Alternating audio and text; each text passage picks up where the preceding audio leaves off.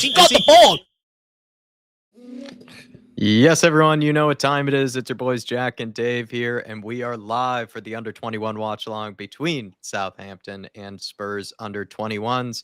Interesting lineup that Spurs have gone for, because we will find out whether the Hall that's on your screen right now in the lineup is a certain Tyrese Hall, or if it's the other very talented Hall in the Spurs Academy, because this guy has been linked to be leaving in kind of the transfer deadline day scenario here. George Abbott, one of the major players in this under-21 team, has also gone out on loan to Notts County. This under-21 team is going to start kind of changing. It's going to see new blood being, embedded in here into this team. Thanks to anybody that's going to watch us and, join us for this watch along today. Like I said earlier, a bit of a palate cleanser for us today, Dave, between all the transfer madness, Europa League madness, and just general madness before the Newcastle away fixture. How are you, sir? You together? You all in one piece? Yeah, I'm getting there, Jack. Slowly making our way through the day. I've had the thing this morning, then I had to record the predicted lineup and that, but we're getting there. Second this stream and then one more to go, and then we can sit down and sort of enjoy our evening, and then we can sort of chill out a bit tomorrow before we do the watch along on TIFO. But it's a nice palate cleanser amongst all the chaos. Look, our deadline day has been absolutely dead. They're trying to save it with this Cordoza sort of whatever they got going on there at this moment in time. We'll probably hit that more over the international break, but nice palate cleanser today. And like you said, the under-21s has been decimated from last season. No Donnelly, no Abbott, no Lancashire tonight. Tyrese Hall's probably pushing for loan. Keeley left today on loan. The back line, no Ashley Phillips. Dorrington still recovering from injury. So it's a complete different under-21s this year. However, have a close look out for Olazesi. Very talented player. Really good friends with Mikey Moore as well. Should be good to watch tonight. The back line, look, it's a bit ragged. It's going to take time to be able to gel together, especially in this sort of system and the way they play. It's very similar to the senior team. But look, I'm excited, Jack. New under-21s. Let's see how they do, because people forget we're also playing in the Premier League International Cup this year, which means we're playing some of the academies from across Europe. So, it's a bit more on the line this year for the under-21s. They get to compete in the European prestige, which will be definitely fun to see. And also, certain players actually in this under-21 lineup have actually recently signed new contracts to extend their time at Tottenham Hotspur. If I'm not mistaken, the likes of Luca Gunter has just extended his contract, I believe, to something like 2029. They're really showing the faith in the guy. And then also, I believe one of them is Olasesi, the very talented player who's friends with Mikey Moore. But I believe I follow him on Instagram, and if I'm not mistaken, and on Twitter. And it looks like he's also extended his contract with Spurs, and is going to be definitely one for the future. And we're excited to see some new blood, being freshed in here. Ajayi sounds like, from your last watch along while I was on vacation, Dave, he had an all right game, unless I'm, speaking too soon on that. He was all right. And Akramich, one of my favorite names, Yusuf Akramich, I think a great name. Playing right wing tonight instead of left back. Yeah, he's all over the place. It'll be exciting to see, how he shapes up today. We're about to get kicked off here, everybody, if you do want to sync up with us. Interesting pitch. It's actually a nice looking pitch. It just kind of looks like one, though, that, maybe I would be playing on, or something like that. It's actually, you still see the training goals out off to the side there, which is pretty funny. But yes, another under-21s watch along that I am joining Dave for. I'm going to try my best throughout this season to join Dave for these, so he isn't left on his lonesome all the time for these. Shawnee Maddox as well as Edward, thanks for joining us, boys. But and also anybody that's watching along in the background, if you can for us, smash the like button, get in the comments below. And if you want to support the channel, I'll think about grabbing a membership. And just thanks to everybody that's been supporting us over this crazy, chaotic couple of weeks in the beginning of the season. I'll be honest, I'm not that looking forward to international break, because it's nice to be busy with Spurs. But to a degree, I think this first couple of weeks has been just chaotic, with the channel and everything, trying to get updated and trying to handle so many things at once. So I am looking forward to a little miniature break. But yeah, this is going to be something I'm actually really looking forward to. I know some people think we're going to be looking forward to transfer deadline streams. I actually was kind of looking forward to this under-21s game a bit more, Dave, just to sort of take my mind off of all the madness of all the madness of transfer business and that good stuff. So yeah, I'm looking forward to this one, actually. Well, as well, like, look, we could have been done with the day earlier on today. As soon as the press conference ended, we were Ange told, unless anything surprising comes up, which we know never does for Tottenham, we don't expect any incoming. So we could have done a stream earlier on today and said, look, we'll take the rest of the day off, but we didn't. We delayed it so that we could do this under 21 watch along, and let's see how they do. They've been a bright spark of Tottenham over the last couple of seasons, and when things have got tough, nearly opening the score in there from a good corner kick in. I believe that was Mikey Moore delivered that.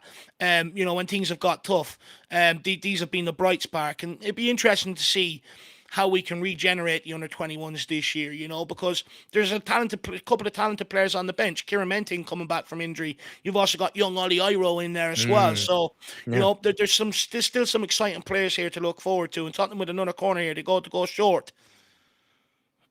Number 2, is that McKnight? Who's number 2 on the team, Dave? Yes, that is. Oh. Yeah. Yes, number 2 is Mike. So, McKnight at right back, who's number 2. Number 5 is Andy Apan. Number 4 is Casanova. King is number 3 at left back. Olazesi is number 8. Tyrese Hall is number 6. Ajayi is number 10. Akamarik is number 7 at right wing. Williams is number 9 through the middle. And Mikey Moore is number 11 out on the left-hand side. Be interested to see how Mikey Moore does today. He's absolutely brilliant against Bristol Rovers last week, but it's going to be hard on him after being thrust into that senior environment last year. It's going to be hard for him to adjust to sort of get himself up for these academy games, knowing how good he is. Just 1 second, though. Southampton a great cut out by Casanova. King, he really needs to get grip to left back. He was disappointing in some of the games he played last season, and he's been exposed in a couple of the games early this season as well. Who's number 10 for the side again, Dave? Sorry to make you repeat yourself. For this team, Ajayi. Ajayi is number 10. He's looking good there. I like a lot of the names in the Spurs lineup. Olasesi, Akramich, Ajayi, Andiapan. What a fun name to say there. Casanova is easily one of the best names the business. Dante Casanova. But like you've said before, he's a guy that maybe isn't naturally a center back and has had to be forced to play there just to put out the best team possible, but he is someone that has been sort of moved in and around the lineup, to make things work, I guess, for the Spurs team. But we're building out from the back here, very Ange Postecoglou style, trying to invite on some pressure.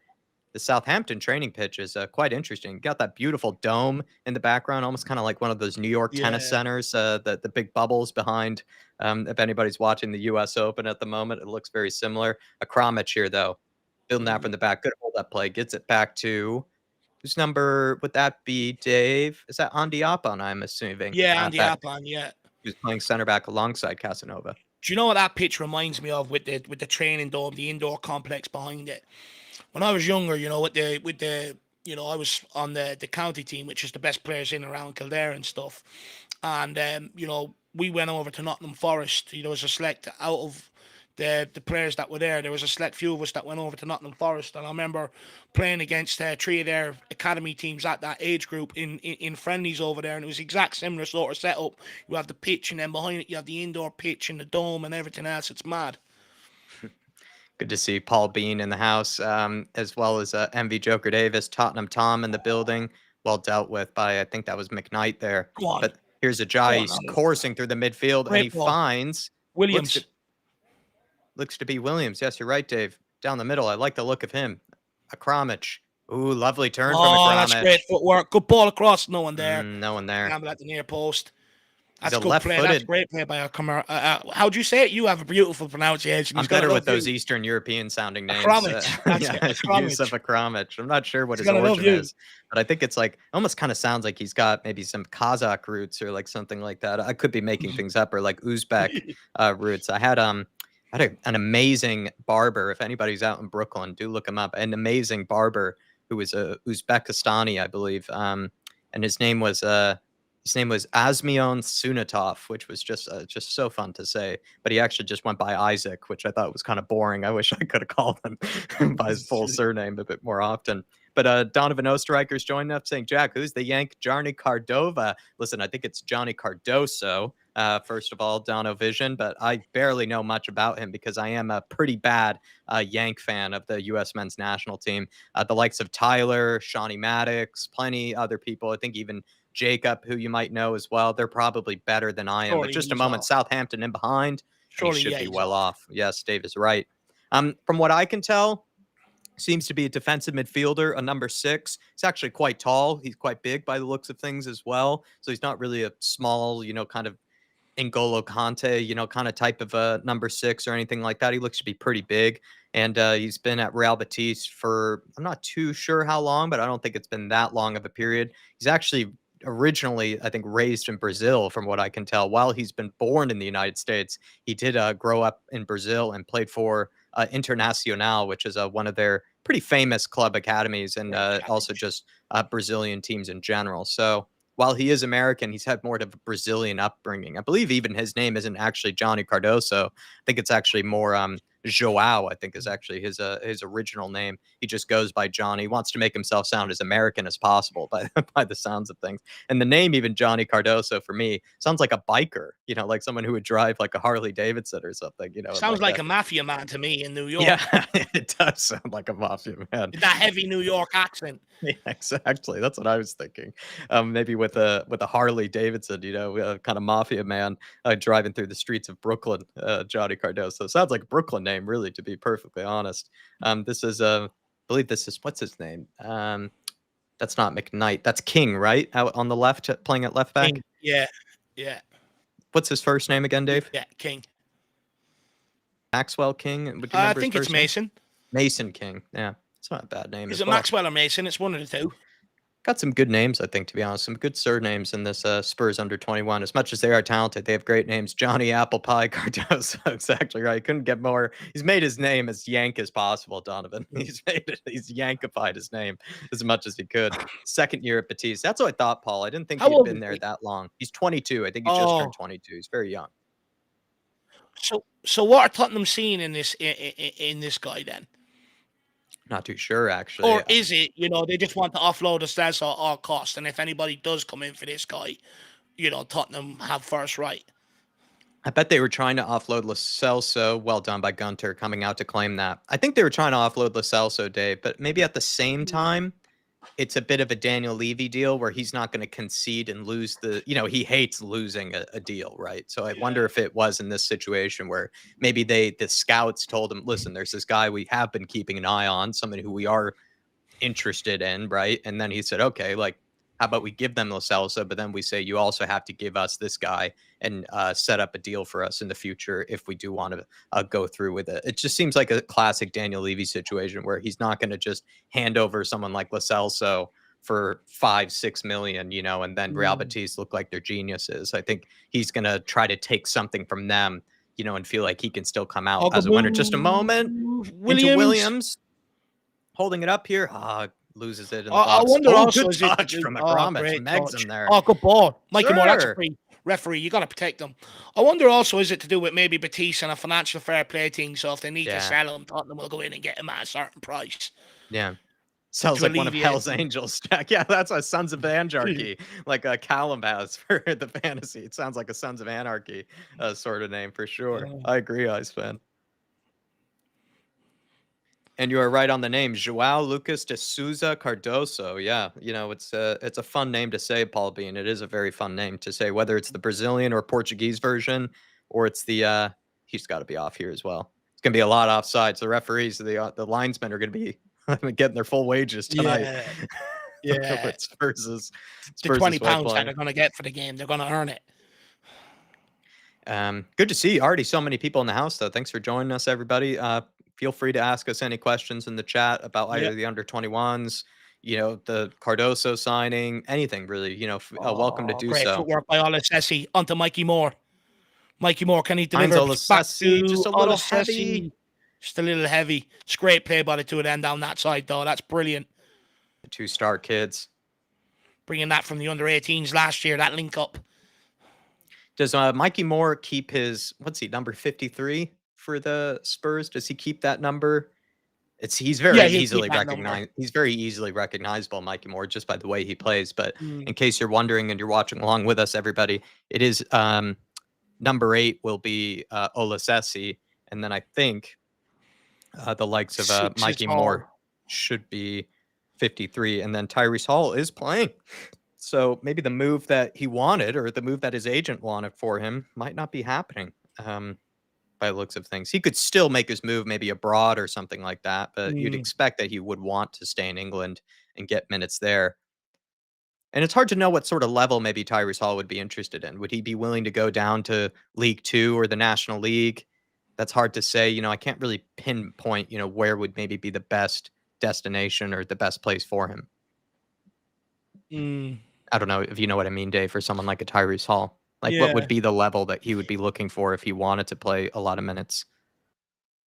To be honest with you, I wouldn't mind getting him, avoid the Championship in League One, League Two, get him out to Holland where it's a Yeah, technical game. We can enhance his abilities that way. Because a lot of them Dutch teams, La they tend to Liga play the even. same sort of way, play out from the back, play through the midfield. And that's ideally where you want to send them, where you can get on the ball and stuff like that.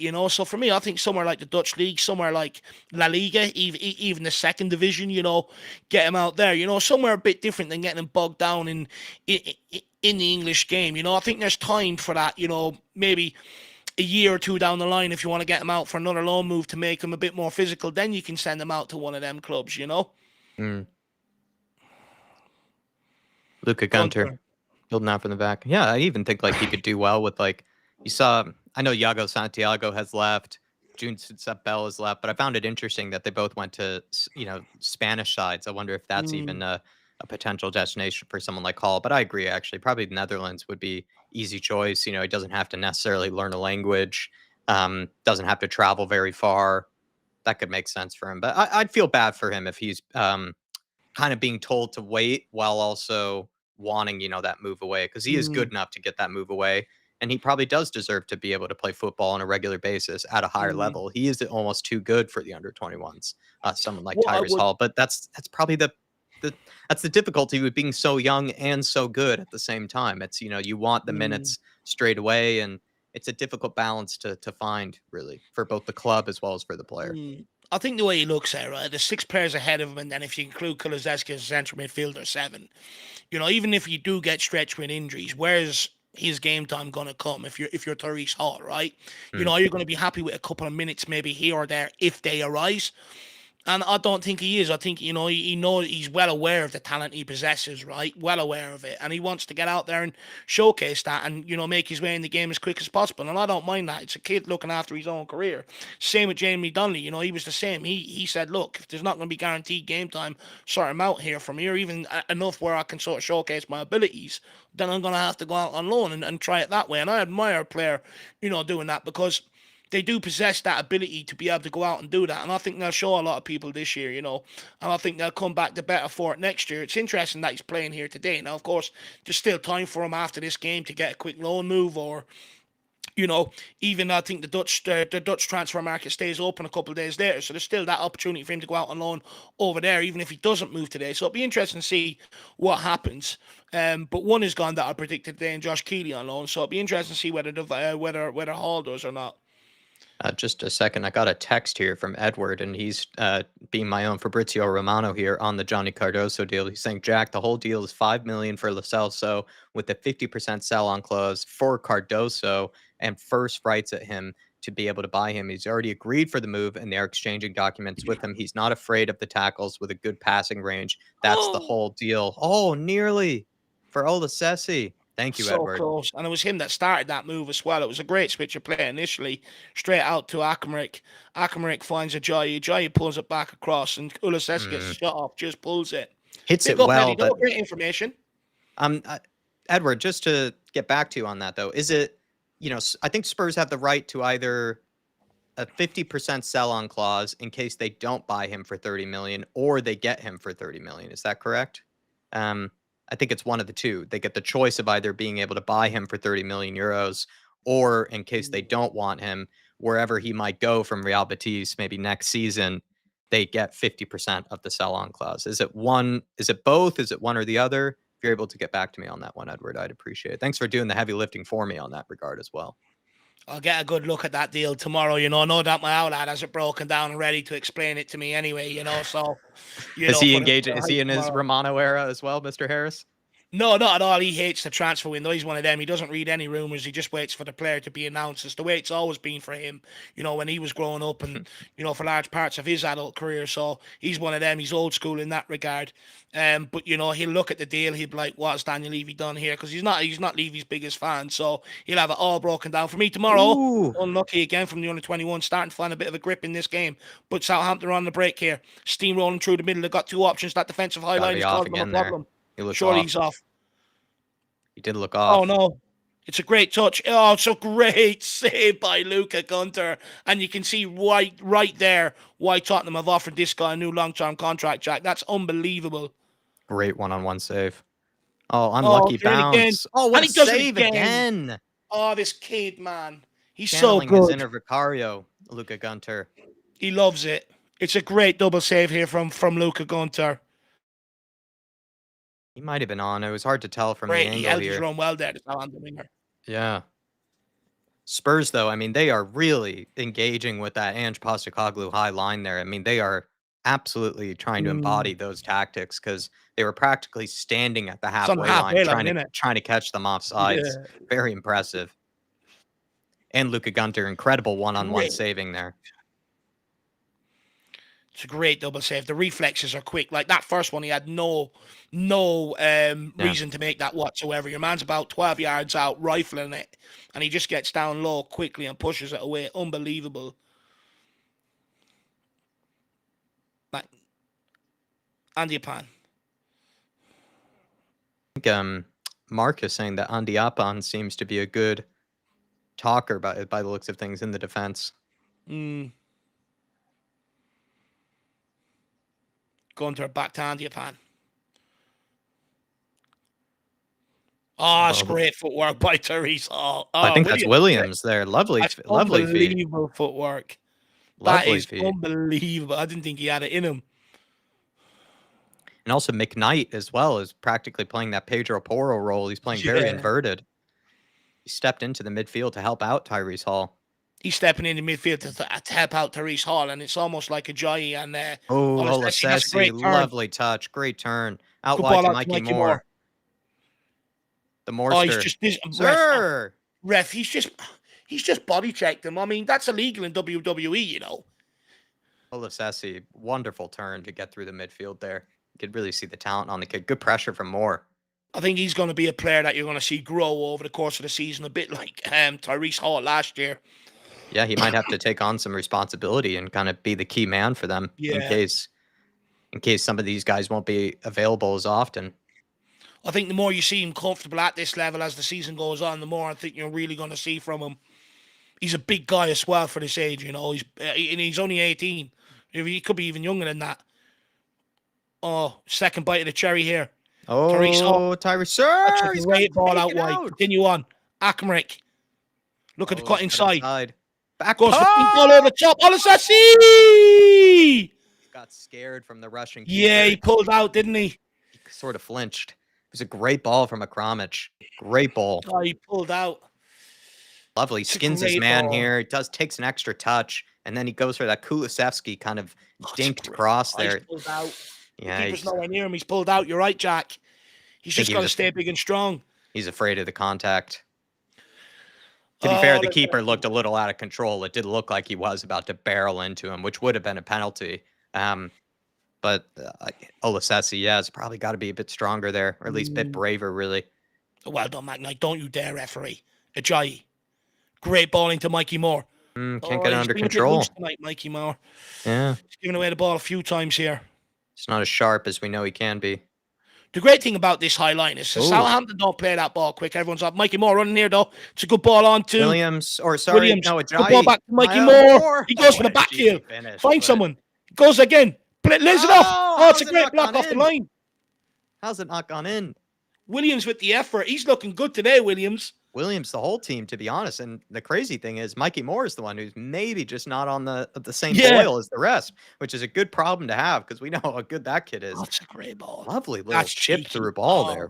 Whoever played that, I think it was Ajayi. It's a lovely kind of clip through ball between the defense. The whole forward line has looked very strong. The midfield has looked strong. I like the defense as well. They've been handling and also embodying, like Paul Bean has been saying, some of the Ange Postecoglou's tactics, the defense. McKnight, great idea. Pedro Porro-esque cross. I think the wing carried that one a little. Southampton breaking here, though. It's been an entertaining game, by the way, everybody. If you do want to try to sync up with us, it's very end-to-end. They have no idea how to break in behind this high line. If they don't play that first time, all the players are being caught offside. And it's just the manner in which Spurs try to win the ball back, the speed in which they build these attacks when they can. It's very impressive. Good touch there from, I think that was Ajayi. There's good fluidity in our moves, which I like. It's nice to watch. It's pleasing on the eye. Derek Hutchinson said, "Who the hell is Cardoso?" Jack's already been explaining it already. He's explained like 3 times. I've tried my best. I barely know much about him other than just sort of factual things about his game, to be honest, Derek. But next week, I'll give you a scout report. When I get the chance, I'll get you a scout report, Derek. I promise. Yeah, we're all going to need that scout report. I think we're all going to be heavily reliant on it.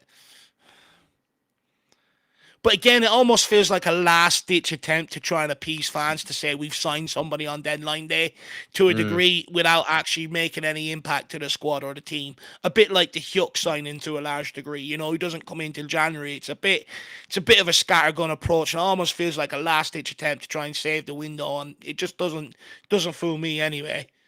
I wouldn't even give them that much credit. I think it's just I think it's just Daniel Levy trying to win the deal. Oh, that's cracked me. I think it's Daniel Levy, just classic, you know, like, well, if you're going to take Lo Celso, I'll take something from you. You know, I think it's one of those. I don't think he much cares about what people really perceive the window as. I don't think he ever has. Yeah, fair point. Oh, it's a good ball. Great defending. Southampton players, by their body language, do look tired. I don't think they can even handle this. A lot of teams can't handle the way the academy are playing. It's just the sheer intensity of it. Mm-hmm. You know, when they get the ball, if they break, we just take it back off them and we just go straight back at them. It's absolutely relentless. And then when they try to take it off us, it's like you were just dancing around them. We need to be a bit more clinical, though. Should be 2 or 3-0 up already. Ilmatic saying Cardoso is on the rise. I know him a bit because he's American and he's on the U.S. national team. Great presser, wins almost all the duels, and is great in the air. Big up to you, Ilmatic. Thank you for the explanation. I believe you're out in New York, if I'm not mistaken, right? And Spurs fan John saying it was good to get Lo Celso out the door. I agree. If Pochettino picks him, I'll have a bit of faith. Mikey Moore. He's only got one centre back here. We've got 3 Spurs players breaking. Finds a Kromich. Can he get there ahead of the keeper? He does. Nearly just a little too heavy for a Kromich. But he clips the back post. Is there anyone there? No, he needed to pull off the old Davy Harris quick, you know, in and out with the left and right foot. You know, fool the keeper. It's poor. The Harris flip-flap. They do look sharp, a lot of these players. They really do. I'm impressed. And it's not even, you know, the regulars that we usually praise, like Tyrese Hall, Mikey Moore. It's been actually some others that I've been very impressed with in this game. Maybe the names that we're going to get used to this year that weren't really in the team as much last year. Yeah. Which is nice. Where's Lashcraft, by the way? Did we let him go, or was he injured? Not too sure. You might have a better idea. I haven't a clue. I've looked for stuff on him. I can't find anything. Ooh, bad giveaway from McKnight. He's trying to win it back, though. See what I mean? If they don't play that ball properly, they're all caught offside, but that's a better ball there. Good hustling back from a Kromich. Who's that number 11? He looks like Timo Livramento, but on the left side. Yeah, this is at Saints, Holly. Hey, thanks for tuning in as well, Holly. I appreciate it. Thanks for chiming in. We appreciate you. Thanks for popping in. Got to get our fix, Holly. You know, I'm not sure if this is... You know, I'm not really sure where it is. Ooh, he should be on here. Surely. I think he's on. And he's buried it. Spurs, despite all the great play, do find themselves 1-0 down. That's hard, especially, and that's the risk that you take playing with such a high line. It's literally the first time they've got that ball right. Literally the first time. It was a great touch by the striker, by the way. His first touch, he was just away. It's really unfortunate because Spurs have been playing really well. You could argue he probably was a shade offside, actually. Linesman just didn't. Tries. He's just too big and strong. It's tough to watch. I think there's no panic though. I mean, to be honest, we probably could have scored on 2 or 3 occasions. So I have full confidence that they'll get an equalizer before the end of the half. They could do it winning this though. They are off the back of a 1-0 loss against Newcastle last week. Oh, we've just been poor on the breakaways. We haven't executed some of the great moments we've had in the game. That final ball has almost been lacking.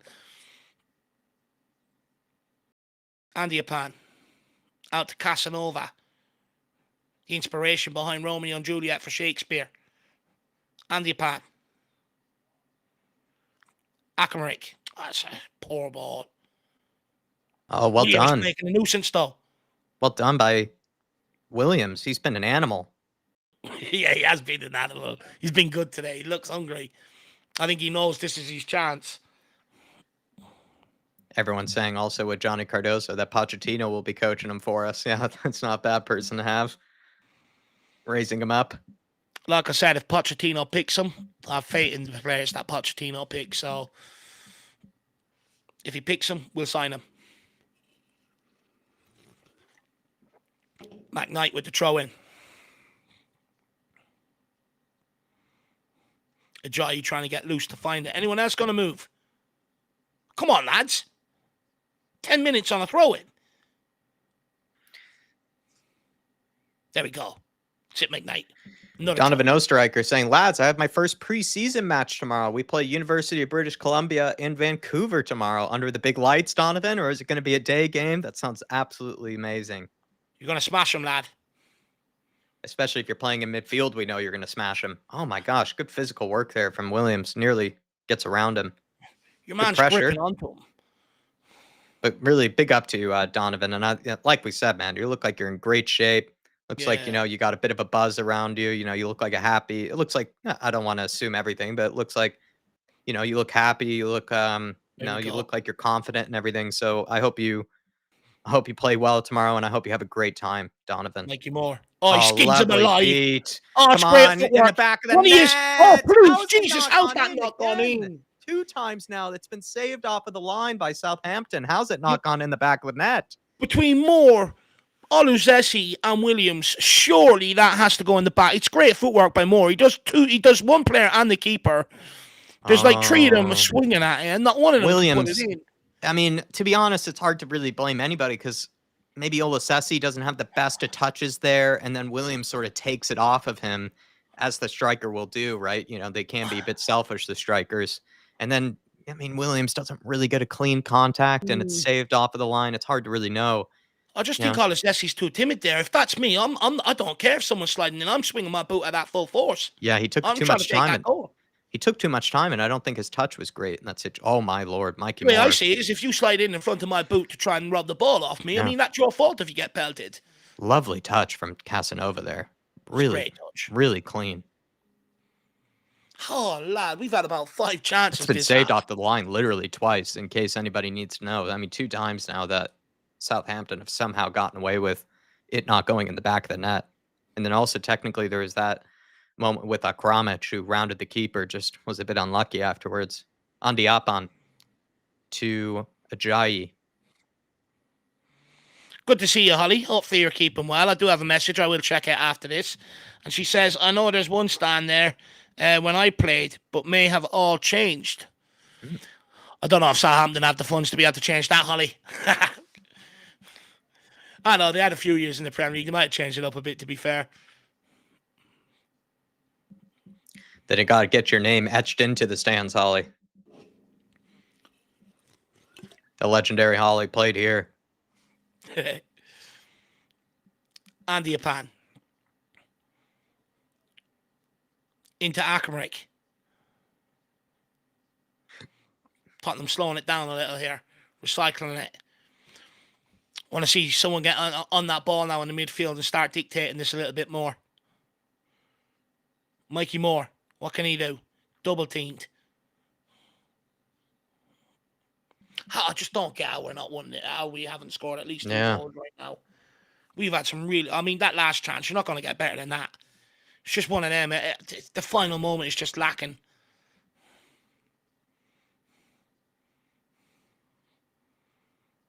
Oh, good footwork. Andy Pan's actually impressed me a little today. Like I said, I think majority of the players that maybe we're not as used to, that we're not as familiar with, have looked very good. Mm. I think Ajayi has looked sharp. I think Williams has looked sharp. Akramich has looked sharp. The entire defense has looked sharp. I think they're just unlucky with the goal they conceded. Yeah. And to be honest, that's the risk you take with playing such a high line. It's actually just up to maybe the forwards to put away maybe some of the chances that they've had. Yeah. Good passing out from Andiap on there. Great ball. And Well great done. touch from, I think that's Williams again. Yeah. Oh, sir. Sir. There's no way you're going to let him take a try out there and not pull out a card. Surely not. It's real. The Good conspiracy hold-up play against from them is real. Williams there, though. I must. Yeah, it was great play. He's shown a lot of elements to his game. Shown that McKnight. he can run it behind. He's shown that he can hold it up. He's got tight feet as well in certain so far. Therese Hall has been very quiet tonight. Yeah, he has. He hasn't really got involved too much. Here we Here go, he though. is. Speaking of devil. Out It's a wide great to ball in from Olasesi. Gives it wide to Mikey Moore here. The danger man. Finds Oh, Olasesi it's a down the great ball wing. back. Across the penalty Oh. area, but looks like it's gone out for a corner to Spurs. If you can get that link up going, Therese Hall, Olasesi Moore, it looks promising. Sean Johnson says, sorry I'm late joining. How are we playing? Yeah, we're playing all right, man. We've actually played some decent stuff. It's just in the final area, we've just lacked that decisive nature, really, that finish or that pass. Yeah. It's been a bit clunky, overhit, heavy touches, underhit. Definitely agree with Dave there. Here we go. So crack that. Casanova! Oh! Hit that well. Hit that very well. That was moving. That was like that old World Cup ball, the Jubilee. Yeah, it was hard to tell if it was a knuckle or if it was a curler, but it looked close to on target. Oh! Man, had the keeper standing and looking at it. Good that's tackle great by Mikey or by King. A referee. I mean, geez, ref. He just wants a break. Someone give him a water bottle. Fitness test for the referee, I guess. As much as, like I said, we are 1-0 down. It has been impressive from a lot of these youngsters, especially like I'll repeat myself again, but some of them I'm not as familiar with, and even Dave, our expert, has probably not seen all these guys on the pitch at the same time. But another chance for Southampton.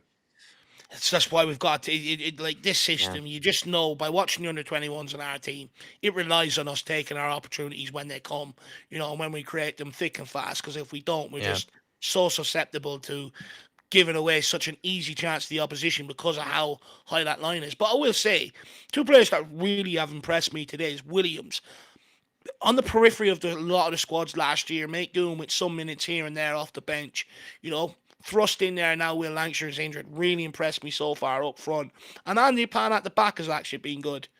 Yeah, he's got some good passing out from the back on Diapan. And in the case of Williams, I mean, it's only just been 33 minutes, but he's sort of just done all the elements of being a striker. He's been kind of in the penalty area, trying to be that fox in the box, but he's had good hold-up play when he's had to drop deep, good close control. He looks like he's been working really hard. Yeah. Very impressive. Now we just need a couple of goals to finish this off. We can beat these 4 or 5-1 if we want. Akramich. He's faded out of the game a little. Yeah, he started strong, I'd agree, and then has sort of faded a bit. The ball hasn't come to him. Oh, might need a spirited team talk from Wayne at halftime.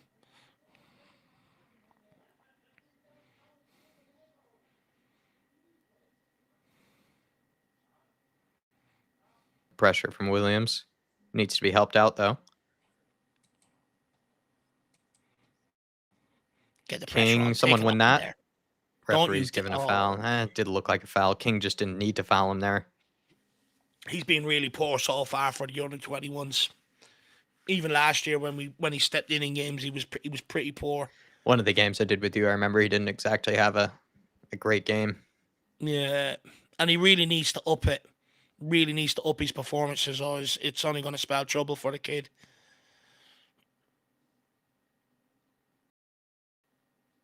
I'd say Akramich. That was quick, nice quick place there. Ajayi, good pressure, forcing the keeper for Southampton to go long. Can we win this? Andiapan, Well he done. does, but he hits it out of play for a Southampton throw-in by the halfway line. It's a good time wasting from Southampton as well here, trying Yeah, to get a breather. embarrassing, really. Ooh, interesting switch of play. That's it, Williams. You're hungry. Puts Go on. himself under pressure. Keeper getting in his way. Just punch him. Give me a little nipper crib, but he won't do that again. Well done. Casanova into Moore. Lovely turn from Moore. Absolutely sends that man. Sends him to the shadow realm. Here we are. I think this is Hall. Someone needs to put out a barrier to stop him. He's still running that way. Tyrese Hall to McKnight, who's, again, playing that sort of Pedro Porro role, dropping into midfield as an inverted fullback.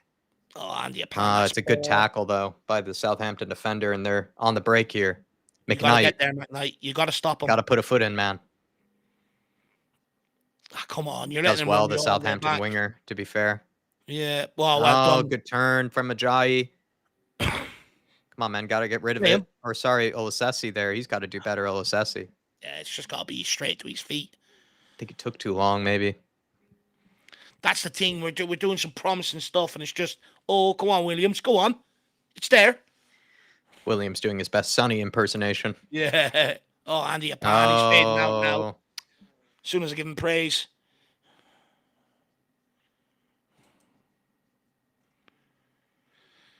Good to see you in the building, Jose. So good evening, Dave and Jack. All you gents, all you greats in the chat. Sorry. I hope everyone is as calm and collected as me. Have a great weekend. Do you know what I was saying earlier on, Jose? It's like, I am annoyed about this transfer window because I think we could have done so much better. When we're looking at it over the international break, we'll look back and we'll see some of the players that have moved. Bad giveaway from Casanova. Just a moment here. They could score. It's a good save from Gunter. And it's nearly two. Casanova, that's a poor giveaway. Nearly gave away his second goal there. We got away with that one. But Jose, I was saying, you know, I'm annoyed about it because I do think we could have done so much better this window than what we've ended up bringing in. But I kind of expected that we weren't going to do anything, you know, coming up to deadline day and stuff like that. So it's hard to be angry about something that I was expecting, if you know what I mean. Yeah. You're starting to just accept what's been done and just have to roll with it, I guess, which is, you know, something as Spurs fans, I think we become quite used to. And the case is often we do feel like we do leave ourselves a bit short when it comes to incomings. You know, there's, especially, I would say, left-sided center back and left back is one of those that I'm still perplexed by that we haven't done any business in. Because as much as, you know, maybe some people might disagree with the actual players that we've signed, maybe in certain areas. Oh, good win by Mason King. Here we go. Ajayi. Got to get rid of it to Williams. Williams! I'm rooting for him to bag one, you know. Good win by Mason King, and then good job by Ajayi to get up the pitch there. It's a great tackle here. That's a great tackle. That's a good challenge. And then Williams finds the right run. Ajayi plays it at the right time. Good cut inside. Just plays it a bit wide. Didn't look like he got the finish spot on there.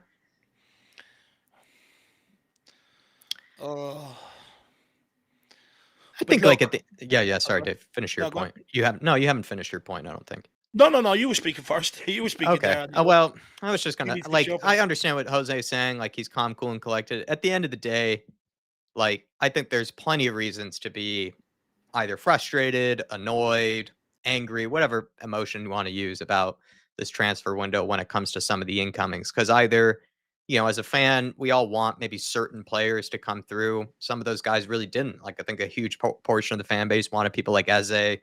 And, you know, we didn't get to do that. There was also maybe that feeling like myself where I really was desperate for a left back to come in to, you know, offer competition to Udogie, but also just be that alternative to Udogie when, you know, he picks up an injury or suspension or whatever it may be. And we just didn't address that at all by just a moment here. Great build-up play from Spurs. Great football. Williams out wide to Mikey Moore. Good trap and good control. He done well there to get that under control. Not well done, Williams. Back to Moore. Lovely from Mikey. That's a corner. Very good play. Might be out for a goal kick, though. I think the defender did well. Whoever's trimming there, whoever the tree surgeon is, doing an absolute fantastic job there. Picturesque trees behind that goal. Genuinely, not even messing. Just look at the shape of them, like proper triangles, like you see in the movies. I just think like if Spurs fans or just fans in general, right? You'll have a preference for a certain player. I don't think any of those players that we all really were thinking about, maybe apart from a Dominic Solanke, that might have been the only one that some of us might have wanted. You know, like myself, he wasn't necessarily at the top of my list, but I am a Solanke fan, so that's kind of the one I'm sort of excited about. But the guys like Archie Gray, I don't think anybody was talking about signing someone like him. I think he's very, very talented. And bad giveaway Honestly, from the keeper. And it's Montez. Come on, get in there. They don't want us to talk about the transfers. They want us to talk about them, Dave. Come Well done. I believe on. that was Olasesi. Come Yes, on, it was a Callum. great giveaway by the Southampton keeper. He must be a Spurs fan because he's felt bad about us not Yeah. scoring, and he just gave it away with It's a great finish. I mean, Olasesi just does really well to put the pressure on the keeper. Not sure where his head's at. It's in cuckoo land with that sort of pass because it's not on at all. He's also surrounded by 4 Spurs players. We could have easily, he could have passed it even Olasesi. We could have scored with 3 different players there. It was a bizarre giveaway It's a by the classic mix-up. goalkeeper. It's a classic one. The midfielder drops in to look like he's going to receive it to pull a player with him and then sprints back in behind. And as he's gone to do that and gone the other way, the goalkeeper's passed it to him. It's madness. Must be a Spurs fan, this keeper, or he must just be. Oh, he's Oh, done not it again. again. Jesus Christ. He's not Nearly. handling the pressure well. Southampton get very lucky here. He's rattled that goalkeeper. Someone popped one from 40 yards. He's he's exactly very rattled. Delighted with that for Colin Olasesi. To be honest, like we'll probably just save, again, people are welcome to ask us in the chat and stuff. Might even save some of this transfer talk for, more of the stream afterwards. But just to finish my point quickly with what Jose was saying, like he wishes more people were calm and collected like him. I don't think anybody needs to be raging, like red face rage or anything about the transfer window. But to be honest, I could see why people would be frustrated, Jose, if you know what I mean. I can see why. The one thing I wish there was a bit more praise for, and it's hard to do this because Dave, they do not want me talking about the transfers, these under 21s. They are doing so well to try to grab a goal anytime I talk about the transfers. Good pressure. But the outgoings, I think, is what has been needing a bit more praise. Because in the span of Ange Postecoglou being here, it's been 3 transfer windows, and he's gotten rid of like over 15 players. And, some of them are the guys that we have complained about for a long time. And Lo Celso's finally, a Kromich absolutely skins his man there. On the outside. Can we get a goal? Mikey Moore. Move out his way. Just everyone move out his way, Sir. please. Let him do it. Unlucky. Well done by they just don't want there. you to speak about the window, Jack. They're trying to put an embargo on you. Yeah, I think they have done. I think they've already told me a few times now. Great pressure from Spurs to try to grab a second here, though. Like I said, I had full confidence they were going to grab an equalizer. Good ball out, actually, by the Southampton player, but good defending from Andiapan. Good pace. You better blow that. Excellent pace from the guy, really, because he was caught maybe a bit flat-footed, but recovered really well there. Great pace. Ajayi, can he find Williams? Sean Johnson has a great comment here. He says, Dave, I know people are saying it's been an underwhelming window, but I think people will look back in years to come and say it was a fantastic window. That's what I think as well. It's just not for the here. It's not been a window for the here and now. And there were some signings that probably needed to happen for the here and now if we really wanted to take what Ange Postecoglou said last season seriously with, challenging for trophies, challenging for the league, that sort of thing. I don't think we have done that. But if you were to look back on, like he's saying, a few years from now, a lot of these signings will be brilliant. But again, I just want to finish my point on outgoings. I do think we have done an excellent job on outgoings under Ange Postecoglou. I think he's done a better job on outgoings than any other previous manager or any other previous regime, really, because Spurs have for once, ruthless has been the word we've always been trying to, say, and they finally have been ruthless with certain signings, like, or getting rid of certain players from, getting rid of people on a free to getting rid of Lo Celso in this situation, just tons of people that just needed to go a long time ago. We finally have been getting rid of, and it's been wonderful to see. No, and look, and that gets a lot of points for me. That actually raises, if I were to rate the window, I would give probably the transfer incomings for now. I'd give it probably slightly below a 5, but the outgoings kind of raise it to me for more like a 6, because the outgoings I would almost give like a 9 or a 10 for the outgoings. And look, I think Sean Johnston's comment pretty much sums up what I've been saying when we've been doing the the welcome to Tottenham videos where I sort of go into the sign and I've been saying, look, you know, this one for the future, I think it's going to work out for Tottenham in the long run. But Postecoglou was talking about a trophy, a title challenge this season. When he first came, he said, give me 3 windows. This is the 3rd window. In terms of outgoings, we've done an absolute brilliant job. And next season, next summer, rather than having the focus of what we're going to do with these guys, it's on us. Where are we going to improve?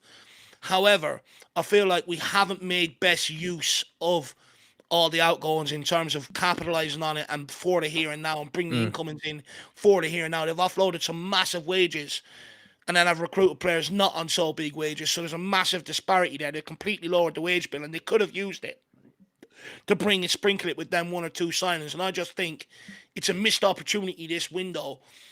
And somewhere along the line, whether, you know, we don't do as well as we did last year or we just miss out on a trophy, Postecoglou's going to get the blame from it. And that's my biggest problem with this transfer window. However, it's done now. What more can we do? You know, that's what we've got on offer. We just have to get on with it now until January. So let's wait and see what we can do. But it is half-time here, guys. 1-1 between Tottenham under-21s and Southampton under-21s. I have to say, really, Southampton scored against the run of play. Yeah. We were all over them. You know, we had some great opportunities, and the final ball was really lacking. Even the goal we got, I mean, it was gifted to us, and probably rightly so after some of the chances we missed it. We needed something like that to get a foothold in the game. But I do think they deserve a bit of credit, though, Jack, because one thing people need to understand is this isn't the same under-21 team that was there last year. It's completely different. The whole back line is near enough new. The whole midfield, bar Tyrese Hall, is new. The whole front line is new, even with Mikey Moore in there. He didn't play for them last season. It's new. It's a complete different under-21 side. And there's a lot of promising signs. It's just whether they're going to gel and kick on like last year's team. Completely agree. They actually just sort of had done Southampton maybe what sometimes this, first team has done, in the men's team, where they play really well. They look like the team that's most likely to go on and win it by 2-3 goals. But then actually the other side that's sort of been under the cosh, been under the pressure, ends up punishing you for not bearing your chances. And that's, I think, what sort of happened in the goal that we conceded. But for the most part, if we just continued what we were doing and buried our next chance, I think there was always, kind of the hope that Spurs were going to get back into this, and they have done here. I had full confidence that they were going to get back into it because they have looked like the better team. They're playing far better football as well than the Southampton side, and they do look like they know, sort of what they're doing out there. They are making good runs for each other. They are working really hard out of possession. A lot of guys that maybe we didn't get to see much of, last season for the under-21s are looking really sharp. They look motivated. They look hungry. It's been really exciting to see from some of these guys. And I think it's absolutely deservedly 1-1 at halftime, and looking forward to see them hopefully go on and win this thing. And like you said, in the previous fixture, they kind of let themselves down by losing 1-0 in the previous fixture. So I hope they do go on and win this one because they look good enough to. They've been really all over Southampton, from the keeper being overwhelmed to some of I think the attackers, being constantly caught offside. They don't really know how to deal with this high press and this pressure. And it's been I think a really enjoyable watch. Actually, what I was trying to say and I was trying to remember was what I wanted originally, because it's been a busy week for Dave and I. I did want this to be just an entertaining game, a palate cleanser sort of game. And I think it has lived up to that. It's been a very fun palate cleanser for me. I've really enjoyed this match so far. So anybody that's been watching it with us or has been watching it on Spurs Play here, I wonder if you've been getting a similar feeling where, with all the transfer craziness, with all the kind of drama around, that type of stuff, this has actually been nice to sort of take our minds off of it to a degree. I know we can, talk about the transfer window. If you guys want us to, you're certainly welcome to throw it into the chat and we can give you our thoughts. We do have a stream later on it, though, by the way, just in case you're wondering. But yeah, this has lived up to the palate cleanser that I wanted it to be. No, it's been good. And like I said, I think the ingredients there is for a good team. It's just now finding that fluidity with one another. There's good patterns there, but it's not consistent. If they can bring that consistency, I think they're going to be another good watch over the course of the season. And I hope they are, because like I said, they will be playing, I think, 5 academies? I think Valencia, Dynamo Zagreb, which I'm very interested to watch because they produce great players. Yeah. I think, it could be Ajax from Holland, another team that produced great players out of the academy. And and then there's two other ones which I can't remember right now. But there's some pretty good Shakhtar? academies. Is it Shakhtar? Do you I know hope what? Give they me a are. minute. I'll go That and would be check. fun if Shakhtar's in it. Those are kind of the academies that I really rate. Would be Ajax's academy. It's always been world renowned. We know that that's the case with Dinamo Zagreb as well. And then Shakhtar have always been able. I'm not even sure if it's Shakhtar's academy. I know is strong, but with Shakhtar, it's always just been the recruitment. They will find guys, in the far reaches of the world and bring them Mm, over and then end up developing them. And to be honest, Ukrainian players, I think in the last 5 or 10 years have shown to be very technically skilled players, kind of mm, like the Croatians for a nation that maybe isn't your typical, kind of go-to sort of European nation for brilliant mm, footballers. I do think sometimes the Ukrainians as well as the Croatians can come very underrated for mm. the skills that they produce, because they don't technically have the biggest pool of people to pick from, and yet they do seem to always produce very Yeah. good, technically sound players. And I wonder if we would come up against a Shakhtar Mm. because that would be kind of fun. Well, here's the four teams I've got. We've got Valencia, Monaco, Ajax, and Zagreb. So, Valencia as well do have a good academy. They always have. and Monaco, they have a decent enough Yeah. academy there as well. So I'm very interested. And one of them, two of them, Monaco is on the 6th of December, and the other game against Ajax is on the 18th. So that's a nice little pre-Christmas present against Ajax for me. Getting to feast my eyes on their academy also helps me out for the new Football Manager game that's coming out this year as well. So absolutely brilliant in that regard. But any other teams? Sorry, I interrupted you. What were the other teams? Monaco. I Monaco, Zagreb, Ajax, and Valencia. Okay, yeah, solid academies. Berbatov's halftime smoke. Thanks for picking up that elite membership, by the way, my friend. And again, over the international break, or maybe over another week, if you did want to schedule that my Spurs story, you're certainly welcome to do so. Just want to, again, thank you for picking up that elite membership earlier today. And he's saying Porto as well as Sporting's academies are also very good. That is true. The Portuguese are also been in the last 10 years or so, if not longer. I think for a long time they have been, but it has felt like in the Mm, last 10 years or so that they've also been picking up players from all around the world and have been developing them very, very well, and yeah, eventually go on to sell them for like hundreds of millions, which is just yeah, crazy. it's I think some crazy. of the time I'm a little bit surprised how much they do sell them on for, but to be fair, it's been impressive. It's been very impressive Mm. for in their case. The Um, players they're turning out of that league, over the last 10 years is insane, and the fees they're going for, it's absolutely incredible. And some of them are pretty. I mean, they're good players, but the fees that they get for them, like No, Darwin it's mad. Nunez for nearly 100 million, Enzo for nearly over 100 million, Joao Yeah. Felix for over 100 million. Like it's all just been ridiculous for. I mean, talented, very good players, but are they even worth that 100 million? I wouldn't Luis say Diaz, no so. one knew of him before he signed for Liverpool. Yeah, that's fair. Someone who I actually a really random player that I kind of wish maybe Spurs had gone after, who I actually thought would have been pretty achievable considering some of the moves that I've seen him linked with. I'm not even sure if he did get a move this window. He might have done, but I just couldn't tell because, to be honest, like the transfer windows have just been so ridiculous. Like with Mm, Fabrizio Romano's kind of tweets and everything, it's so hard to actually keep up with what are the transfers that have actually been yeah, done or actually have been completed. I wish there was a bit more of that, just reporting the ones that actually have been completed instead of the ones that are just rumors for the most part. But yeah, there was that one guy at Porto who I watched a lot during the Champions League last year, and it was Galeno, who's a Brazilian left winger, and he yeah, scored yeah. that brilliant goal against Arsenal. And I thought he was a very fun player to watch. He's just really good at taking on his man. He's sort of like the one thing I found funny is that they're like Rafa Leao, who for some weird reason always seems to be Mm, smiling whenever he's like taking on his man. He's like smiling while doing tricks and flicks and everything. Galeno is very funny that way, where he just kind of does all these kind of smirks and stuff while he's like running at his player, which I just think is almost a sadistic thing to do. If you're about well, to skin your man, you're like smiling before you do it. And so I did like that about Galeno, but for the most part. I think it's been, yeah, just a transfer window. It just feels like transfer windows that just keep changing every single year from, mm, financial fair play to just all the moves that are happening, back and forth. It's just gotten crazier and crazier. It's already hard enough to keep up with Spurs transfer windows, but to then keep yeah. up with all the moves of other players. And, I feel like I've been missing out on transfers that I wish I'd known about. There was one of them that I was really upset with that I told Dave that no one. Yeah, it was like Sammy Schmottix, moving to Modric, to to to Ipswich Town. Like I never saw any report of that whatsoever, and I didn't. yeah, I missed that entirely.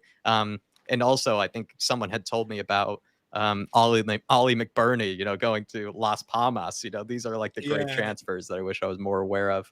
Um, some ITKs are reporting that Spurs are following Oliver Buscagli earlier today. Brighton were open to signing Buscagli before the window shut, but the player was holding out for a bigger move. Is this BS?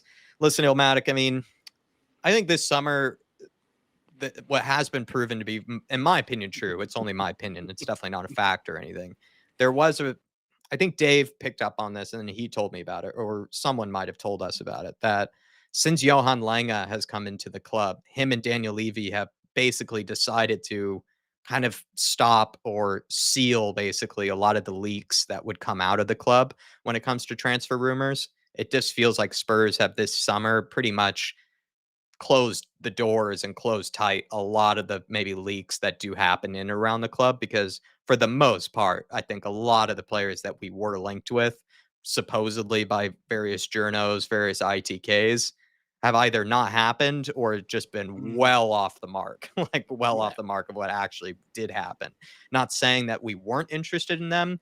It's just that normally you do get a decent hit rate, from these kind of rumors and everything. And to be honest, like, there was like, it's just numbers and numbers of players that we were supposedly close with or supposedly in talks with or really interested in with. And then we end up signing someone completely out of left field that wasn't even reported on whatsoever. And even I think one of the signs of it It this was the summer, Russian guy in Turkey that it was the Russian guy in Turkey or someone, the Polish guy in Szymanski. Turkey that we supposedly signed. Yeah. Yeah, a Turkish outlet. We've agreed personal terms. Where's he? You That know, there were other ones, as well, that I just thought, it looked like everyone was saying we were really close to getting and things like that, that just didn't end up happening, Ilmatic. And there's one of them that I was just thinking about, that the Odebear one was a real like key to me. Like, um, it was the Odebear one, like the fact that it was like basically just random Spurs fans that picked up on that basically before even journalists did, random Burnley fans or something, noticed that he had changed his bio to like Coys and like a white heart, and I was like, oh, that must mean he's gone to Spurs. It's just become the case that I just think they work on the information that they are given.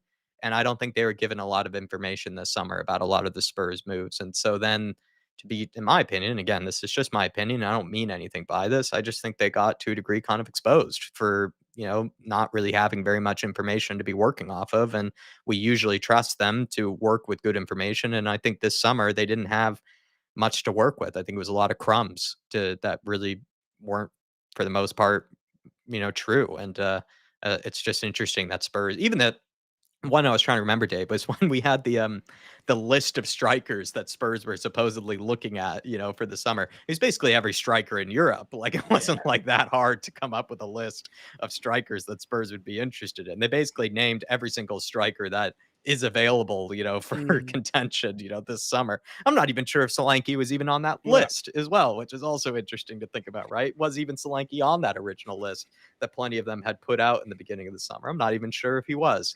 And that's what I sort of mean. I just don't really feel like Look, this summer was the summer to trust a lot of the ITK rumors. It's just, which is frustrating, because Dave and I, we do have to, sift through it, and we do have to take some of it relatively seriously. And a lot of it just sort of felt like false ends or dead end, sort of rumors. And I'm kind of glad that maybe on this channel, we don't really do much of that, constant reporting of, whatever news has come out, on a daily basis. Because to be honest, I bet it was exhausting to do it, because none of it yeah. ended up coming true.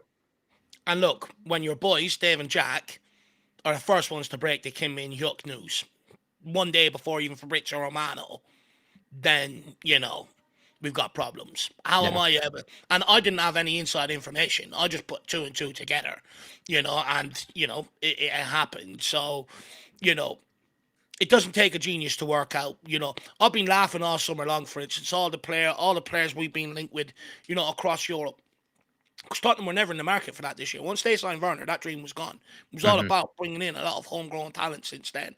So I was just laughing at a lot of the rumours linking us to Jonathan David, Jimenez, players like that all across Europe, Yeah. because it's just never going to happen this summer. It was never realistic. And I think we have to get to grips with, look, don't get me wrong, there are agents and clubs that put out stuff out there to people, to put out there, to knee-jerk actually another reaction. And there's a lot of chess games going on within the transfer window. However, you have to understand it's a massive money spinner for people that operate just solely on the transfer window. You know, it's a huge money spinner for them. And even if there is no news, it's going to get printed and put out there to keep it spinning. Yeah. It's just been, sadly, a summer where I just don't think there was really much for them to work off of. And they do have to put out stories, they do have to put out links, and I just don't think there was really much to believe in. Um, I remember that on X, seeing a little story about how good Young is, and then there was a message from Irish. I'm not sure. Maybe explain that a bit more, Rain Man. But um, I just don't think that a lot of the rumors that were happening this summer were really that based off of actual fact or that much based off of any real reality of any kind. There just wasn't really a lot of information out there. I think Johan Lange and supposedly Daniel Levy tried their very hardest to keep everything pretty tight-lipped, keep everything pretty close to them, and I think they succeeded in that.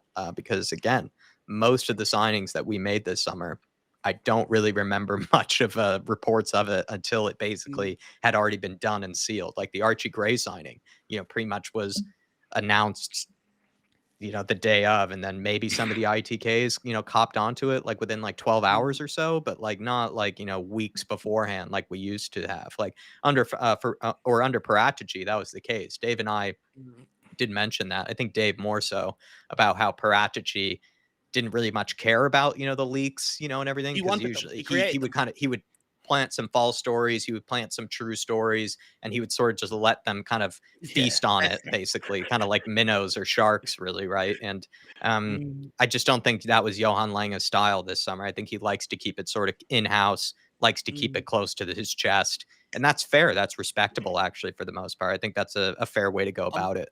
I'm not going to lie, right? And I'm going to give him every opportunity, Jack. I feel like this is a bit of a Steve Hitchen era we're about to enter. Oh, You that's just when I look at the first window, when I look at the way he likes to operate, it's very similar to a Steve Hitchen, who was scared to, okay, you don't want to go and compete with Cubs, Daniel Levy won't get into a bit more, but then do something smart like Paratici and send smoke signals out everywhere else, having everyone chasing everywhere else, while you're working over here doing on your target. Be smart about it, shutting up shop and stuff like that. I'm not sure it's the 100% the right way to go. Oh, I see what you meant, Rayman. Yeah, how Dave actually copped onto the Youngman hook thing, maybe even before anybody else did. I think, yeah, Dave was given some information by someone that we, do streams with occasionally. And I think from there, Dave just sort of put two and two together and started to realize that, yeah, this is probably going to happen. And again, even most of the journalists, for some reason, didn't even cop onto it, which is just We were there before Romano. yeah. We were there before Romano. I remember Romano put it out the next day, and I was delighted. I was like, I've done a one and done, you know? Um, I would say, like, to say it's going to be a Steve Hitchen window is, giving me shakes, basically. He's making me shudder. But what he has done, Johan Lange, is he has dramatically improved the homegrown recruitment compared to Steve Hitchen. What Steve Hitchen didn't do was he didn't get any good homegrown players through the door. And then he also didn't do a very good job of getting any, foreign non-homegrown players in. He just couldn't do either. You got to do one or the other. And it seems like Johan Lange, like we said, is far more interested in the homegrown department in terms of his recruitment. And I think he's done an all right job. Like Archie Gray will be a good signing. And some of these others that we brought through will be good signings for the future. And also, I think the Lucas Bergvall deal has been an incredible one. That is technically a Johan Lange deal for sure. Oh, look, the thing is, he's had a couple of good signings for the future now, and I get it 100%. But where my concern comes in with Johan Lang is, at Villa, he did do a good job recruiting the home sort, their homegrown Yeah. recruitment and help push them up the Premier League. But when it came to time to taking that next step, he didn't have that recruitment in him, or he didn't have maybe the negotiation skills to get the bigger players over the line, and that's why they got him out and got Monchi in from Sevilla. And when I look at this summer, and I feel like Eze was definitely a target for Tottenham. I feel like if Paratici was still over the negotiations, he would have got that done. I just don't know if Johan Lang has the know-how to do it, or even the connection with these players to be able to try and strike that deal to get them to sign and convince Fair them point. that Tottenham's the right club going forward. And that's where maybe my concern is coming in when I reflect on the window. No, it's a fair point. Because that And was a time lot of will only Steve tell. Hitchens' case, right? You know, Steve Hitchen had great ideas. We want this player, we want that player. But when it came to delivering, he could never deliver it and always had to pivot. Yeah. No, that's fair. What was it? You know, famous wanted Skriniar. Oh, I think you cut out there. I was saying, you know, the famous one, Skriniar, went out to get Skriniar, couldn't. We end up with Joe Rodon.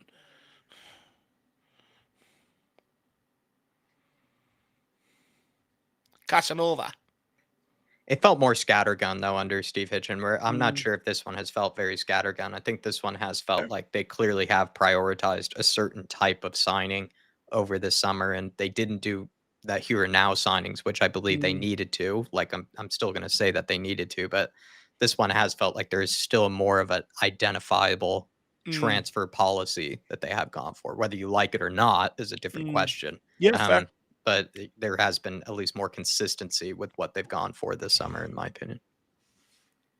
Fair. And I agree with Sean Johnston's original comment. With the signings that Johan Lange has made, I think, you know, in a few years from now, we'll look back at a lot of these and think, wow, what an incredible signing. It's just, that was kind of the case with Pop Matasar, though, and, you know, those signings that Paragici made, where we were saying that, like, okay, this is going to be an amazing signing, but you won't really see the fruits of it until a year or two down the road, which can be frustrating for us Spurs fans, because we are desperate to kind of see us challenging straight away. And but more importantly, it's going to be frustrating for Ange Postecoglou at some point as well. Also true. Because he can't be expected to be the babysitter for them for years. And well, it's just having the patience to be able to nurture them and develop them, and, you know, have the patience for their mistakes that are going to happen, you know. And the thing is, like, you know, I've always said I'm more than happy to have these guys on the periphery of the squad chasing down people.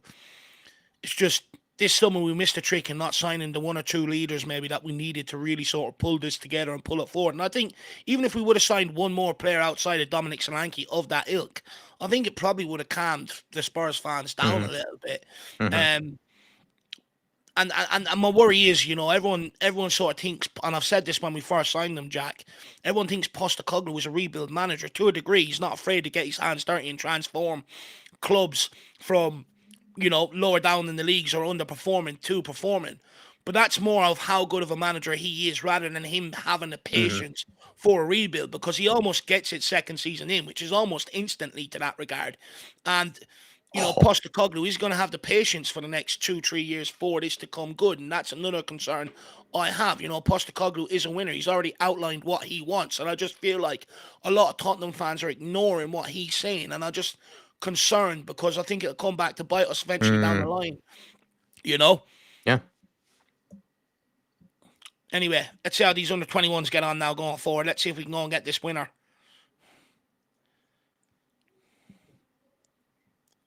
Good play by Ajayi. McKnight, Pedro Porro, switch of play. Just can't get enough on it. Got a certain buzz about him, McKnight. I like the fact that he's kind of sparky in possession. He's a bit of a live wire. It's good pressure there as well.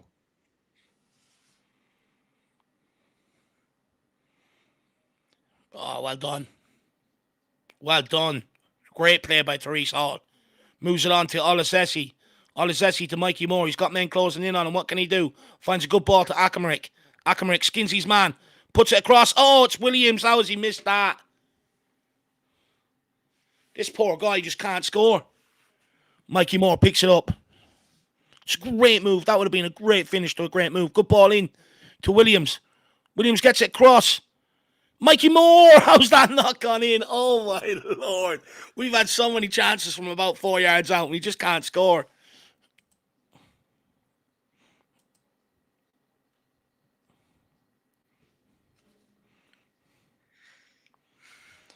Oh, so close. Great move by Tottenham.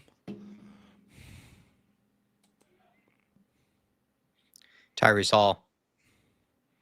The silky man. Dante Casanova.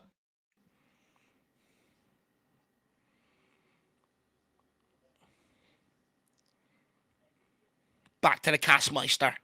Onto Andy Apan. Can he pick someone out? Picks out McKnight. Ajayi drops deep here. Akramich back to McKnight, who's A bit of space in the midfield. Gone for a switch of play to King.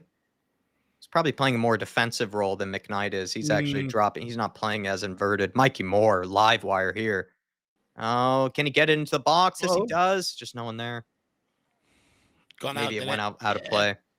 But yeah, it looks like Mason King is probably playing more as like he is a fullback, but he's playing more as a deeper line kind of defender than McKnight is. McKnight looks to be more responsible for getting forward than Mason King is, which makes sense. You know, you look at their games and you look at kind of their physical stature, and McKnight does look like more of a kind of a springy, energetic fullback than maybe King does. King looks like more of a defensive-minded one.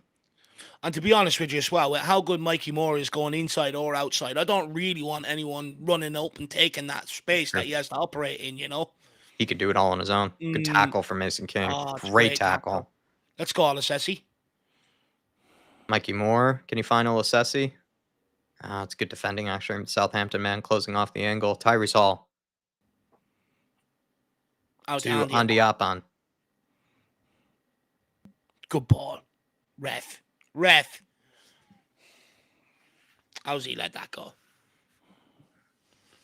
Southampton on the breakout here, though. They get it to their number 9 down our right side here. And they're getting runners into the box. Well done from Andy Apan. Good patience. He's had a good game, you know, so far.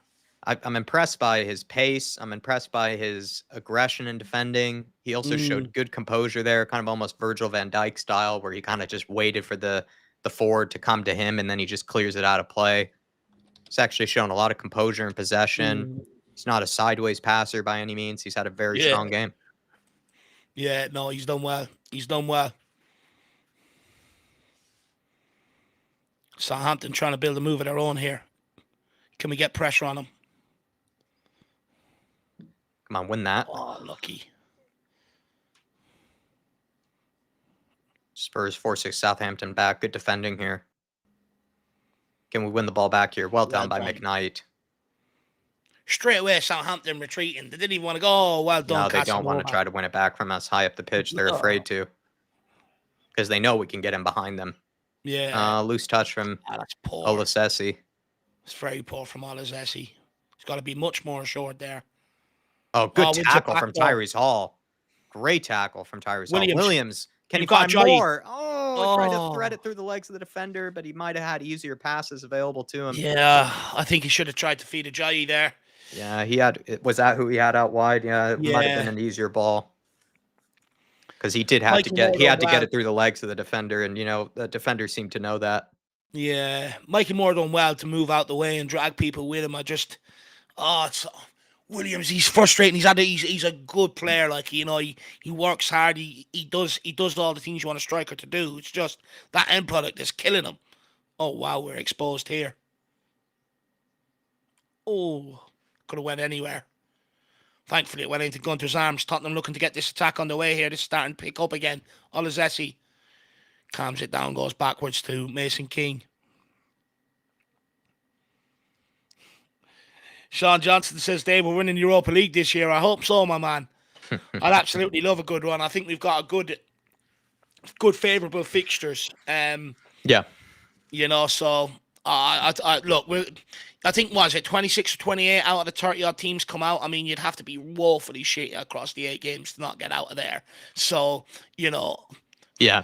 And with the signings we've made, we've made, I've sort of come to content that we probably won't be challenging very high up the league. So I'm just happy with Spurs challenging in and around the top 6. And then I really want us to take the Europa League seriously. I want us to put all our eggs in that basket. Ooh, clever from Williams. Not bad. But I just want us to put all our eggs in that basket this season. I think it's not easy to go deep into the Europa League, but with our squad, we should be able to. And I think that's what Spurs fans would probably get more excitement from. And I think we would come together a bit more if we had the chance to go deep into a Europa League tournament. To be honest, Dave and I have done it before. We've gone deep into the league where we finished, around 3rd or 4th position, challenged, some of the best teams in the league.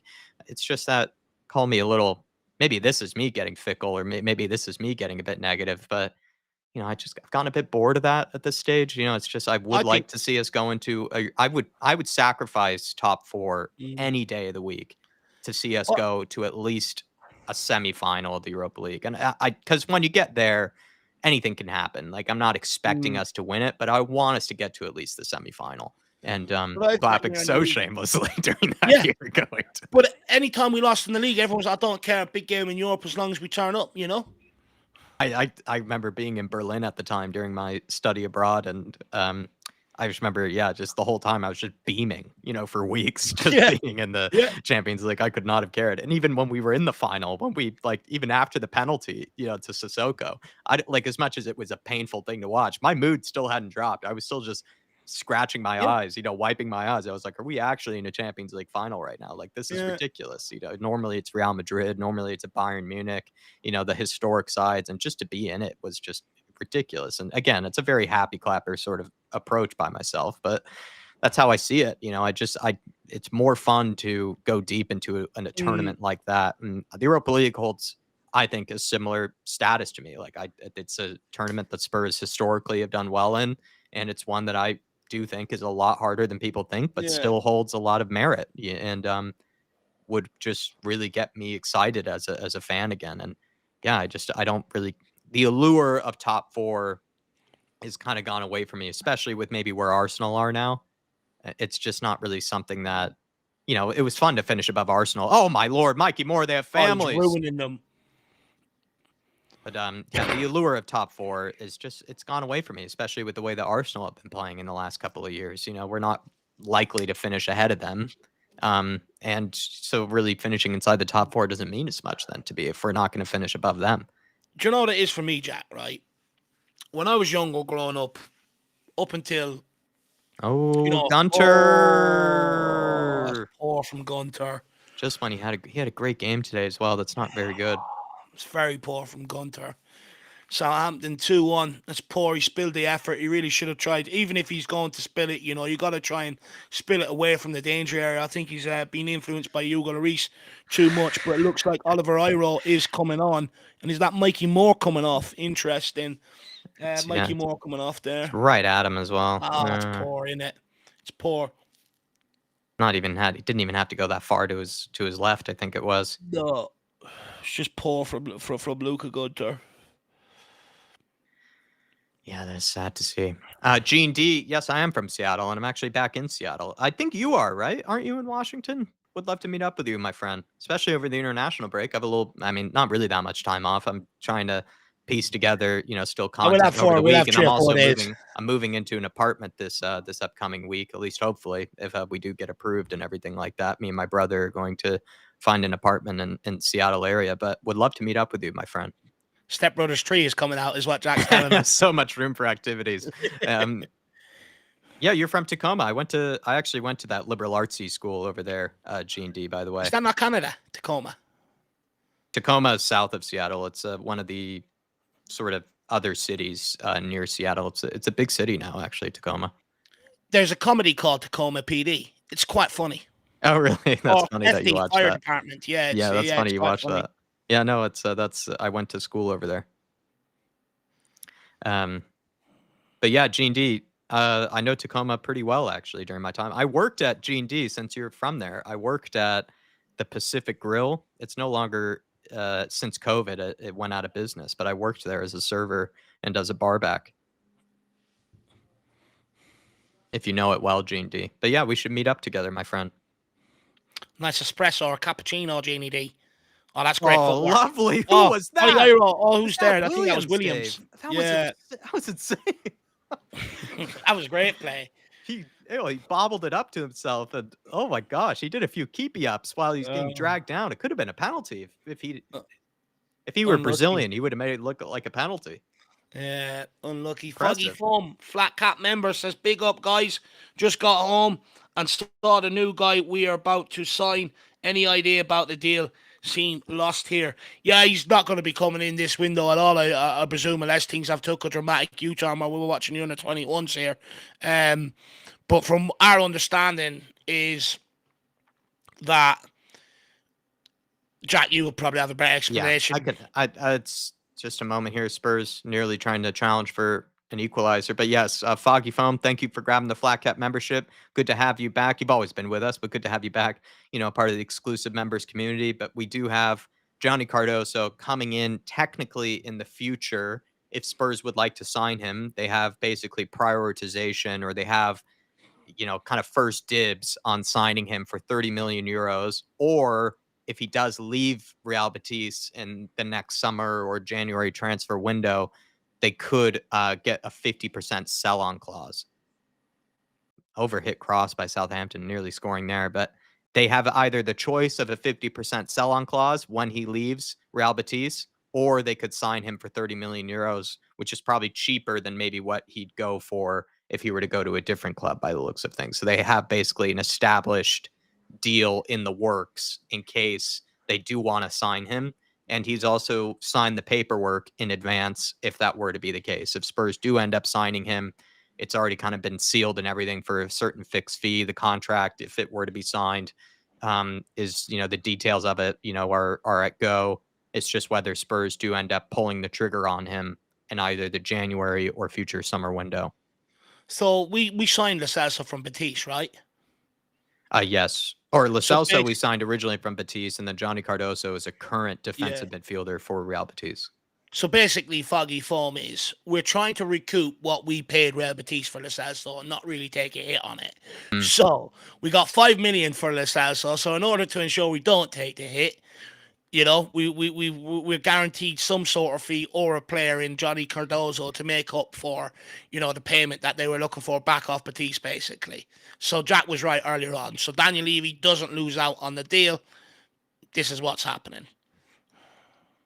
DG, unfortunately, just no. They picked up a third. Or is he offside? He was offside. Good to see. God. DG, I've actually just left New York, unfortunately. I'm actually moved back to Seattle. I'm really enjoying my time back in Seattle, but I have moved back to Seattle, by the way, DG. And he's also putting a super chat there, Jack. He says, Jack, how do you watch the under-21s in US? What service? Big up to you, boys.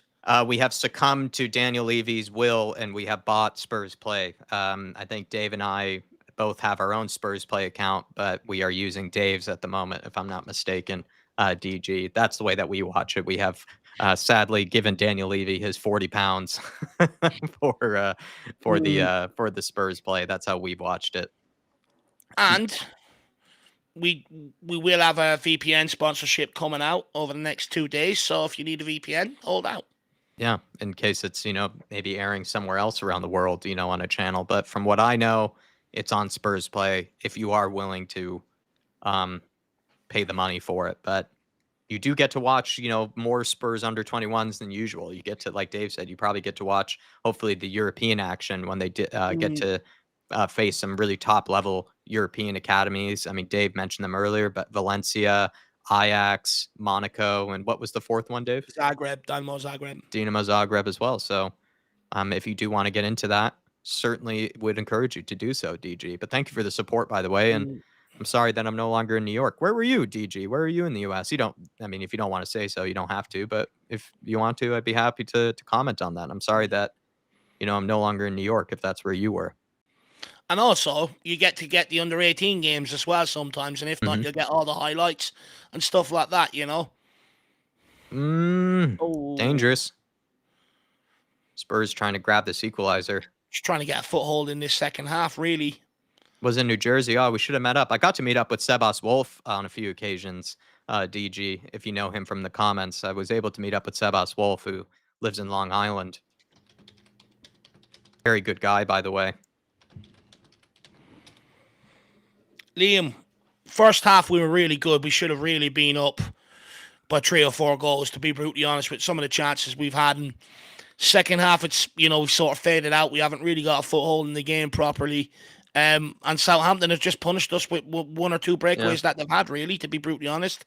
And that's how they find themselves 2-up to the good. But like I said earlier on, that this isn't the under-21 team of last year. It's been completely decimated. It's a complete new team, this one. Complete new team. So, bar Tyrese Hall. So it's and Gunter in goal. So, it's going to take time for them to gel. It's not $40 for a month. It's just $40 for a year. by the way. But yeah, I'd still say that's too You gotta much. be giving them $40 a month for that. No way. No way. It's still too much. Don't get me wrong, but it is only $40 for the year. Yeah. For losers like Dave and I, it's in a sense kind of worth it. But for maybe someone who might not watch as much as we do. But then again, I'm not saying you might not. I really enjoyed this under 21s, and I'm looking forward to watching more of them with Dave this year. It's a good palate cleanser for everything that we do on the channel and things like that. It's a nice way for us to relax, just watch some footy, get to see the up and coming talents for Spurs. Maybe a bit less pressure because they're always refreshing. They're always renewing, kind of the look of the team, new talents they're trying to give opportunities to. And not as maybe intense as Dave and I are on our regular watch alongs as well. So it can be a nice palate cleanser. Yeah. No, it's good. It's good. I look. I've been a weirdo. Even when I was younger, I've always had an interest in the academy and all the players' names and what position they play and all. I was a little football nerd when I was younger, so I enjoy it. I guess if you don't enjoy it, it's probably crap, But I genuinely enjoy it.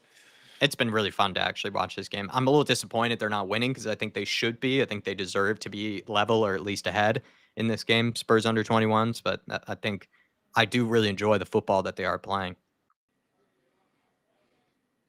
Looks like Mikey Moore might have been taken off, or maybe he's been moved into a different role. But he might have been taken off He by the came looks off of for things. Ollie Iro. Yeah, he came Yeah. off. Derek Hutchinson, Dorrington's still recovering from the hamstring surgery he had from the injury he picked up against Liverpool in the quarterfinal of the Cup back end of last season. Still in the recovery process from that. Good to see you, though, Liam. And thank you, DG, for the support. Thank you as well, Foggy Foam, as well, earlier for grabbing a membership. That's very kind. I think you've been a member with us for a very long time, but we really do appreciate you renewing it. And Big up, guys. And Gene D, if you do want to meet up, you can message me on Twitter. Or if you want to email Dave or I or something, and we can get it arranged, I would love to do that. Would love to be able to meet up. Same with you, Joe. You're getting jealous there of Jack and Jeannie's meet. If you want to meet for a coffee, no problem. Just drop me an email, my man.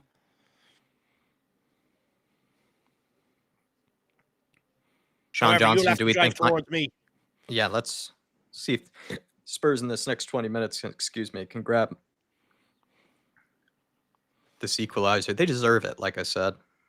It'd be nice to see them come away with something. 2 defeats on the bounce would be a bit tough.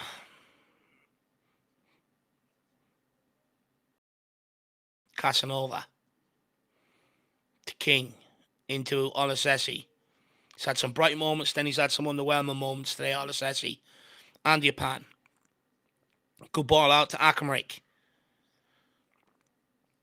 Nicely done by Kramich. Back all game. Oh, unlucky. He skinned that fullback all game long. I agree with you, though, that he faded out of the play, but that's only because he just didn't get a lot of service, or he hasn't been able to put himself in the right areas to get all the service. It's kind of maybe a combination of the two. But here he is again, Kramich. Oh! Nearly for the kid. Ooh, my favorite name to say, Yusuf Kramich. He's also got the headband. He looks good. Young Lionel Messi. Here he is again. He says I subbed when you were under 200 followers. Absolutely insane, lad. You've been here longer than even I have, DG. Big up K32 as well. Good to see you. Foggy Phone with the super chat says, surely Andrew's frustrated about Richie, guys. Mad. Yeah, look, I think he'd be terribly frustrated. I sort of gave a breakdown on, what I think is happening on the members preview. Look, I don't think we're getting the whole truth of the situation. I think, when it comes to Richarlison, there's been well documented about his mental health. And I think, with mental health, one day you're up there, the next day you're down there.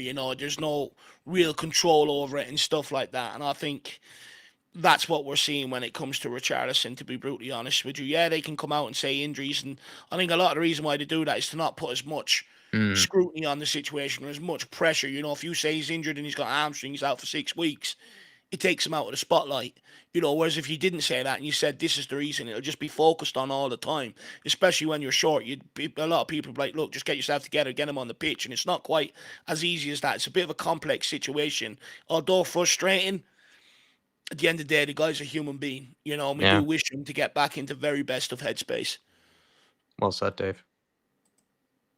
And, that's only our theory, but that is a good theory to have, with Richarlison's injuries. Have all of them been these, random sort of, whatever you call it, kind of sort of random injury. I don't know what the right word is, but yeah, just sort of injuries that just seem to come about, kind of frequently. Maybe not all of them have actually been exactly physical related or physically related. That's a good theory to have. And respect to Richarlison for coming out before about it. This is a funny deal, by the way, just randomly. Danjuma, honor Danjuma going to Villarreal, from Villarreal to Girona. So he's joining Brian Hill. That's sort of hilarious. The guy he came in to replace with Tottenham. Yeah, that's what I was going to say. 1 second, Ollie Iro. Great control out of the air. Tries to get the shot off. It's blocked. Looked promising. Just took too long to get the shot touch. off. Oh! Good one, too. With Williams there with the flash effort. Fucking hell. Is Ange frustrated by the situation? It's hard to tell, Foggy Foam, because I wonder, he's probably frustrated not having him available, because I think he likes Richie. I think he likes the fact how hard he works out of possession. I think Ange is someone who wants someone in the team that is good in the air. That is Richarlison's one of his best attributes, is how good he is in the air.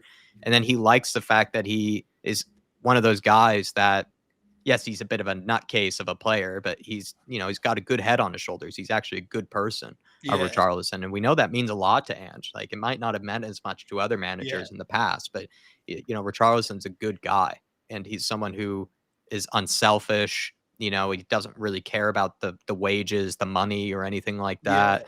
He's very, he's very philanthropic, I think is the word. He gives a lot to charities, a certain amount of money comes out of his account every month towards charity for various different things. He's put a lot of young people into good schools back in his hometown. He's helped out young people get surgeries and stuff like that, Yeah, so I think he does really, I think Ange really likes him. It's just, he probably at the same time, while really liking him, finding it hard to, judge, like when he's actually ready to play. And, for such a big record signing, for such a big name of a player, he's still a big name in Brazilian football and just in Premier League in general. He hasn't really lived up to the heights that we thought he could yet. And I think with Ange Postecoglou, that can be frustrating. And he's had to mix and blend his lineup lots of times. He's had to mix and match it with Sonny down the middle, Kulusevski down the middle, and it's not been easy for Ange Postecoglou. I have sympathy for both of them. I have a lot of sympathy for Richarlison. I have a lot of sympathy for Ange in that situation, Foggy Foam. One of the best names in the chat in general, though. Usernames, Foggy Foam. Still so many good ones, but Foggy Foam is also still one of the best names. Great name. Can we get a good delivery in here? No one made the run. No one there. Dante Casanova gets it back to Hall. Squares it to McKnight. Under pressure. Does well under pressure. Does very well. Pramich. Very well under pressure. Go on, kid. Pramich holding it up. You've been skinning them all night. Back to Adiapan. To Casanova.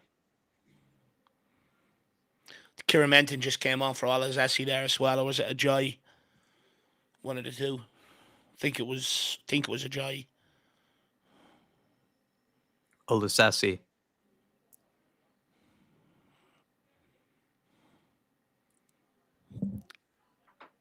Andy Pan, good ball. Switch of play out here to Ollie, out to King. King to Olazesi. Good ball. King floats one in. King. Oh, we got to bury that. I think it was Kramich. He was leaning back on the strike. It was always going to rise. You got to get yourself over the ball there. Keep it down. He's got to bury that. Or he's got to get it on target at least. It was just fizzed in by Mason King. Just goes right across the box. Falls absolutely kindly. He's just leaning back on the strike. He's tried to find the top corner. Tried to bend it like Beckham. Can we create another opportunity that been far and few Gary Paul Speed, great to see you. He says, Dave, I wonder if Spurs make a late move for Morgan Gibbs-White as he didn't play the other night and Forest are about to sign James Ward-Prowse. Maybe his replacement. Look, I would take either of them, to be honest with you. I wouldn't mind James Ward-Prowse, and I certainly wouldn't mind a Morgan Gibbs-White. I like Morgan Gibbs-White a lot.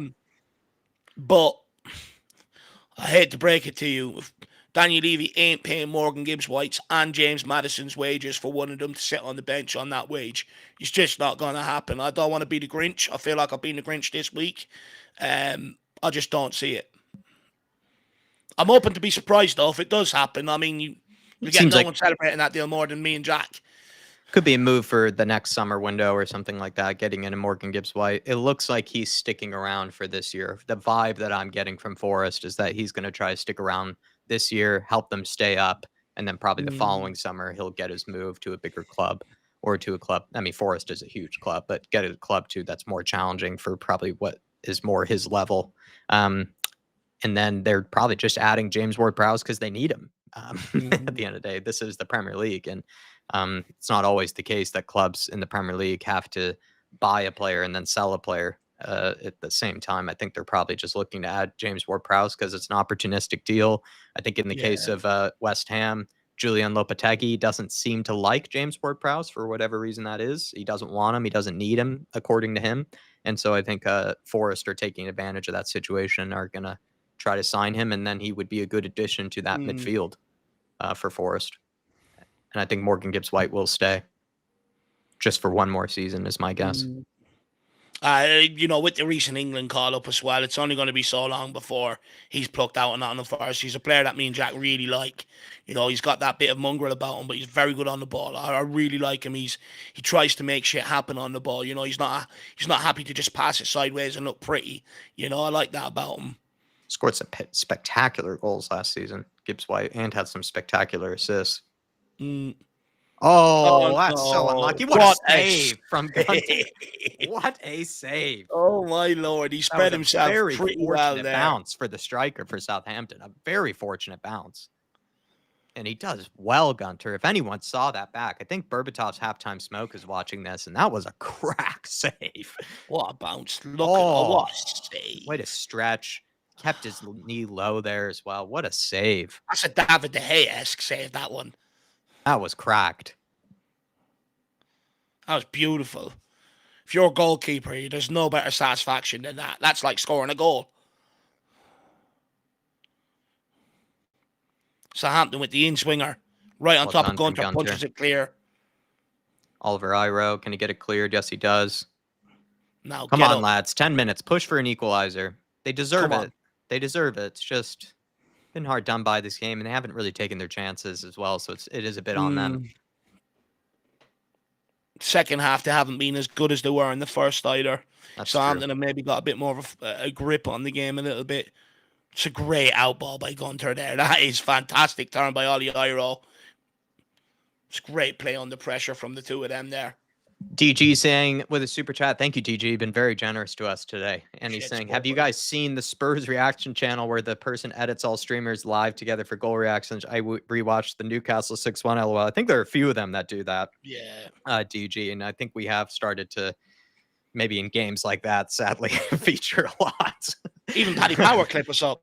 Yeah, so I think it's become maybe a bit more regular that this channel is getting clipped up and that sort of stuff, and more often when we lose instead of when we win, which is maybe a frustration. I'm glad that you watched the 6-1 back. I personally could not. I don't want to see my reactions because Dave and I at one point even threatened to, not even threatened. I think we were just looking at each other. We might just turn off the stream. I think we nearly did. We were that dejected. Because at first we probably started off angry, but then by the end we probably just looked lifeless, towards the end. So I don't know if I could tolerate watching my back. I can barely watch myself back anyways, DG, but especially not in that scenario. But I bet it was pretty entertaining. So I'm glad that you got to watch it. I was pretty angry, pretty beetroot red. I would hazard a guess. We have started to try to do our own,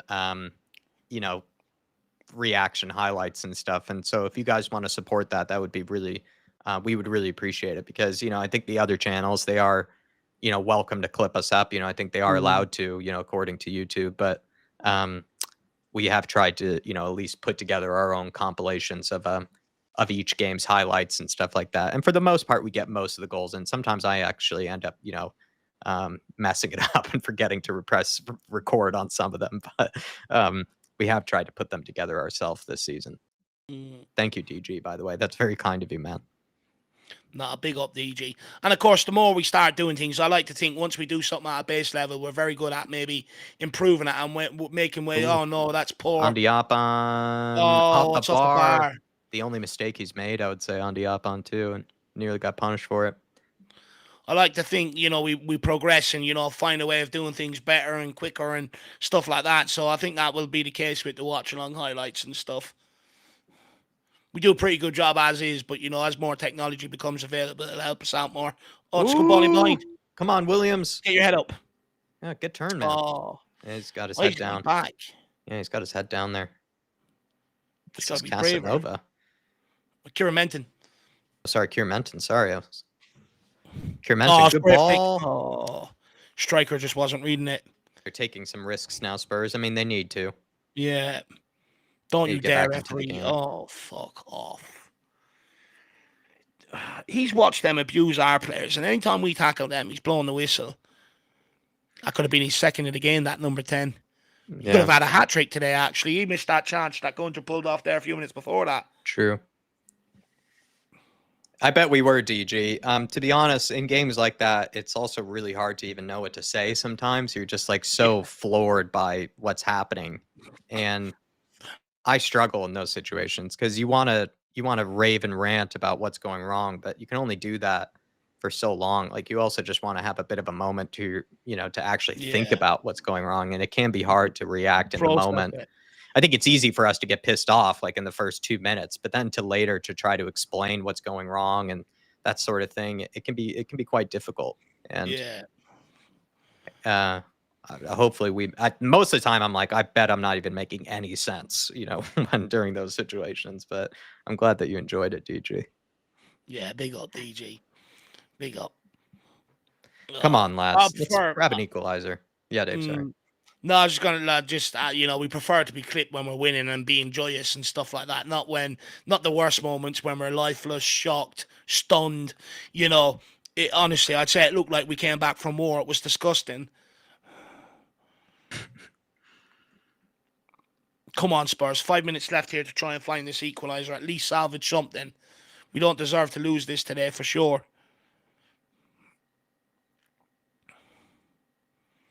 Andy Pan. Casanova. Got to start getting this going forward here. Southampton just sitting in a deep shape. Basically not even engaging us at the half until we reach the halfway line. Gone for a bit of a version of a mid-block. Sitting in and taking the points, I think. See, this is the problem as well. Teams are going to see viewing Tottenham under 21s, even though it's a complete different team. That a big scalp for them, considering the champion status we have. Luka Gunter forced to go long. Also probably just desperate to get it up the pitch. No one really following up behind the long ball either. Southampton picking up the scraps. Good move. Finds their number 10 here.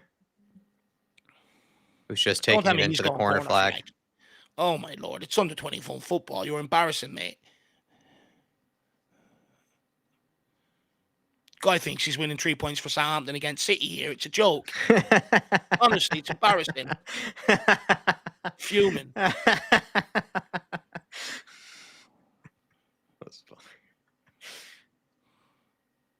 Oh, we can't even keep possession now. Well, the Sessi gone a bit quiet in the second half. Yeah. I'd say TOTTENHAM's been very quiet today. Very quiet. You wonder if it has to do with the lack of a move. And do you know what? He was very quiet as well in the game against Bristol. Could be frustrated. He doesn't need to have a good game every game, but it could be something maybe more mental for him. Well done, though. Good build-up play here. Can they create something from this? No, it's overhit by a Kramich. McKnight.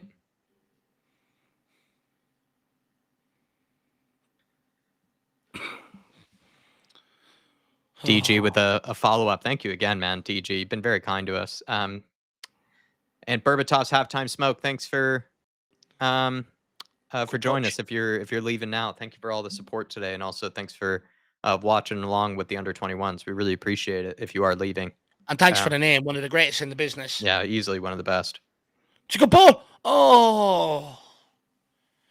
DG saying favorite new kit, like the green one. Do you like the green one, DG? I don't mind it, but I'm not in love with it. I wouldn't say I hate it or anything, but I'm not that. I don't know. Like, I'm not that much of a fan of it. I like it more than that previous green kit that we used to have. You know, the one where Ndombele scored that amazing goal against Sheffield United. That green kit, I wasn't the biggest of fans of, and I think this green kit is slightly better from what I can tell. I haven't seen the players wear it. Sometimes for me, it's like I have to see the players wear it, fit and, proper athletes wearing it and see if it looks like a good kit. But for fashion purposes, I'm not the biggest fan of it. I actually really like this away kit. I really do like this away kit, to be honest. This blue stripey kind of one. I'm a big fan of the stripes or pinstripes, as I am a Yank. But I do like a pinstripey look. I like the balance of this one. I like the home kit as well. It's not my favorite home kit ever, but I do like this one. I would say it's probably for me, it's away kit first, home kit second, third kit third. Do you know what? I don't like any of the kits. And maybe it's just me getting old, my old ways, and I like the plain and simple stuff, but I just don't like Nike at all, the sponsorships, and it annoys me as well, because they don't make them jerseys for people like me, the bit of a bigger man. Again, that's something I need to write to them about, actually, because that's annoying. I just think their designs are god awful. Honestly, It feels like they've got a toddler in there. I mean, they could put me in there with no design experience, and I think we can come up with better, to be brutally honest with you. Honestly, this away kit, it looks like it's been inspired by some wallpaper that someone's seen in a magazine. And DG saying, I actually have that green one with Ndombele on it. Oh my lord, DG. Man after my own heart. As you know, as you might have known, I was always a big Ndombele fan. And I never went through, the pain that you might have done with actually getting an Ndombele kit. That must have been very painful. I have something similar where I do have a Richarlison kit, and every day I do look at that purchase, and I just wish he, reached the heights that we all wanted him to. But Ndombele, despite the way that it ended up for him, he was somebody I was really rooting for. I was always a big fan of his, and it's just, it didn't work out. And actually, that was sort of a members video I was thinking about doing. It's just sort of a bit of a throwback to Ndombele for people like yourself, DJ. It sounds like you might enjoy that. Just a moment. Come on. How's it not gone in again? It's been at least 4 goal-out scrambles today for Tottenham. Oh, jeez. Southampton, desperate defending. Oh, what kit was it, DG, that you liked on the one I designed? The Harry Kane one, lad. That was a classic. That was an absolute classic. I was proud of that. It's my passing tribute. But I like that you got the Ndombele third kit. That's hilarious, man. I was so close to doing a version of that. I probably would have done it more with the away kit. I think it was that year. I think the away kit was pretty good.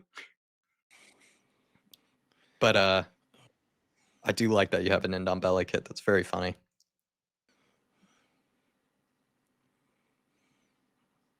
I was always a bigger Ndombele fan than I was a Lo Celso.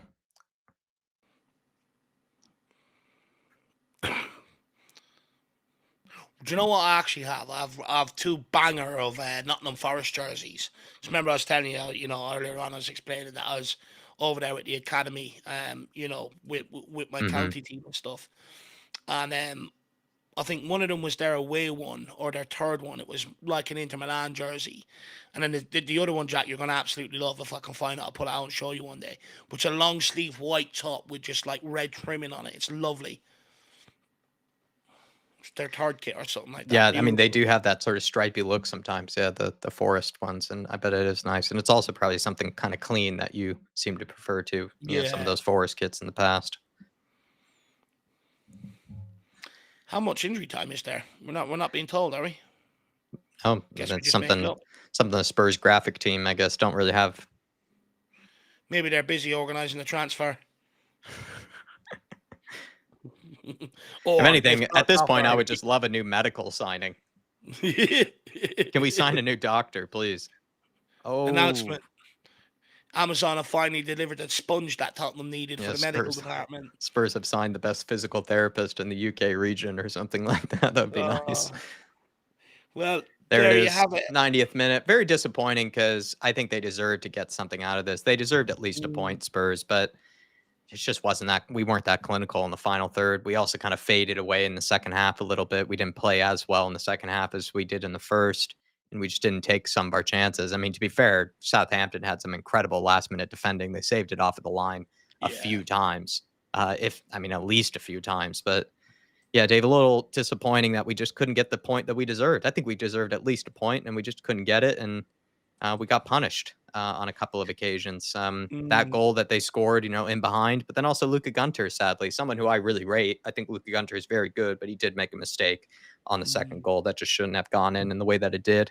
Um, And it's a shame, really, because he's pulled off a couple of great yeah, close range saves. It's a shame, really, that mistake happened. But look, maybe the ending part for the under-21s is what I will say is that I think we're seeing maybe some similar teething problems that we've seen with the first team last season in terms of, getting used to playing this way and all together and stuff like that. So mhm. promising times to come, but if they don't get that back line sorted out, it could be a long season. So let's wait and see what happens. But Yep. stay tuned because we do have a transfer stream coming up in a little while, to end off deadline day. We've got some killer graphics, designed, and we'll go through them and give our quick, our thoughts on that and see out deadline day with you. So hopefully we'll see some of you back here soon. Yep. Transfer deadline day stream. Dave and I are just sort of giving our final thoughts on the whole window in general. Lots of good questions prepared, just sort of giving our soapbox answers on, any of the things, transfer stream related. So please join us for that later. And then tomorrow there should be some content coming out that Dave's done. I think he's doing predicted lineup.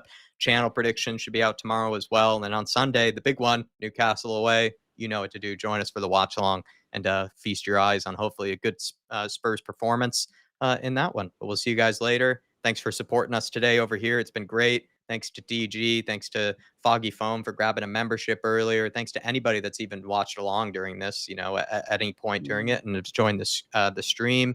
And thanks to Berbatov's Halftime Smoke again for grabbing that elite membership earlier today. And thanks to Shawnee Edward, who were in here from the very beginning, to all of you guys that have been with us throughout this entire stream. Really do appreciate you guys. See you next time. Come on, you Spurs. Big Ange we trust. We never stop.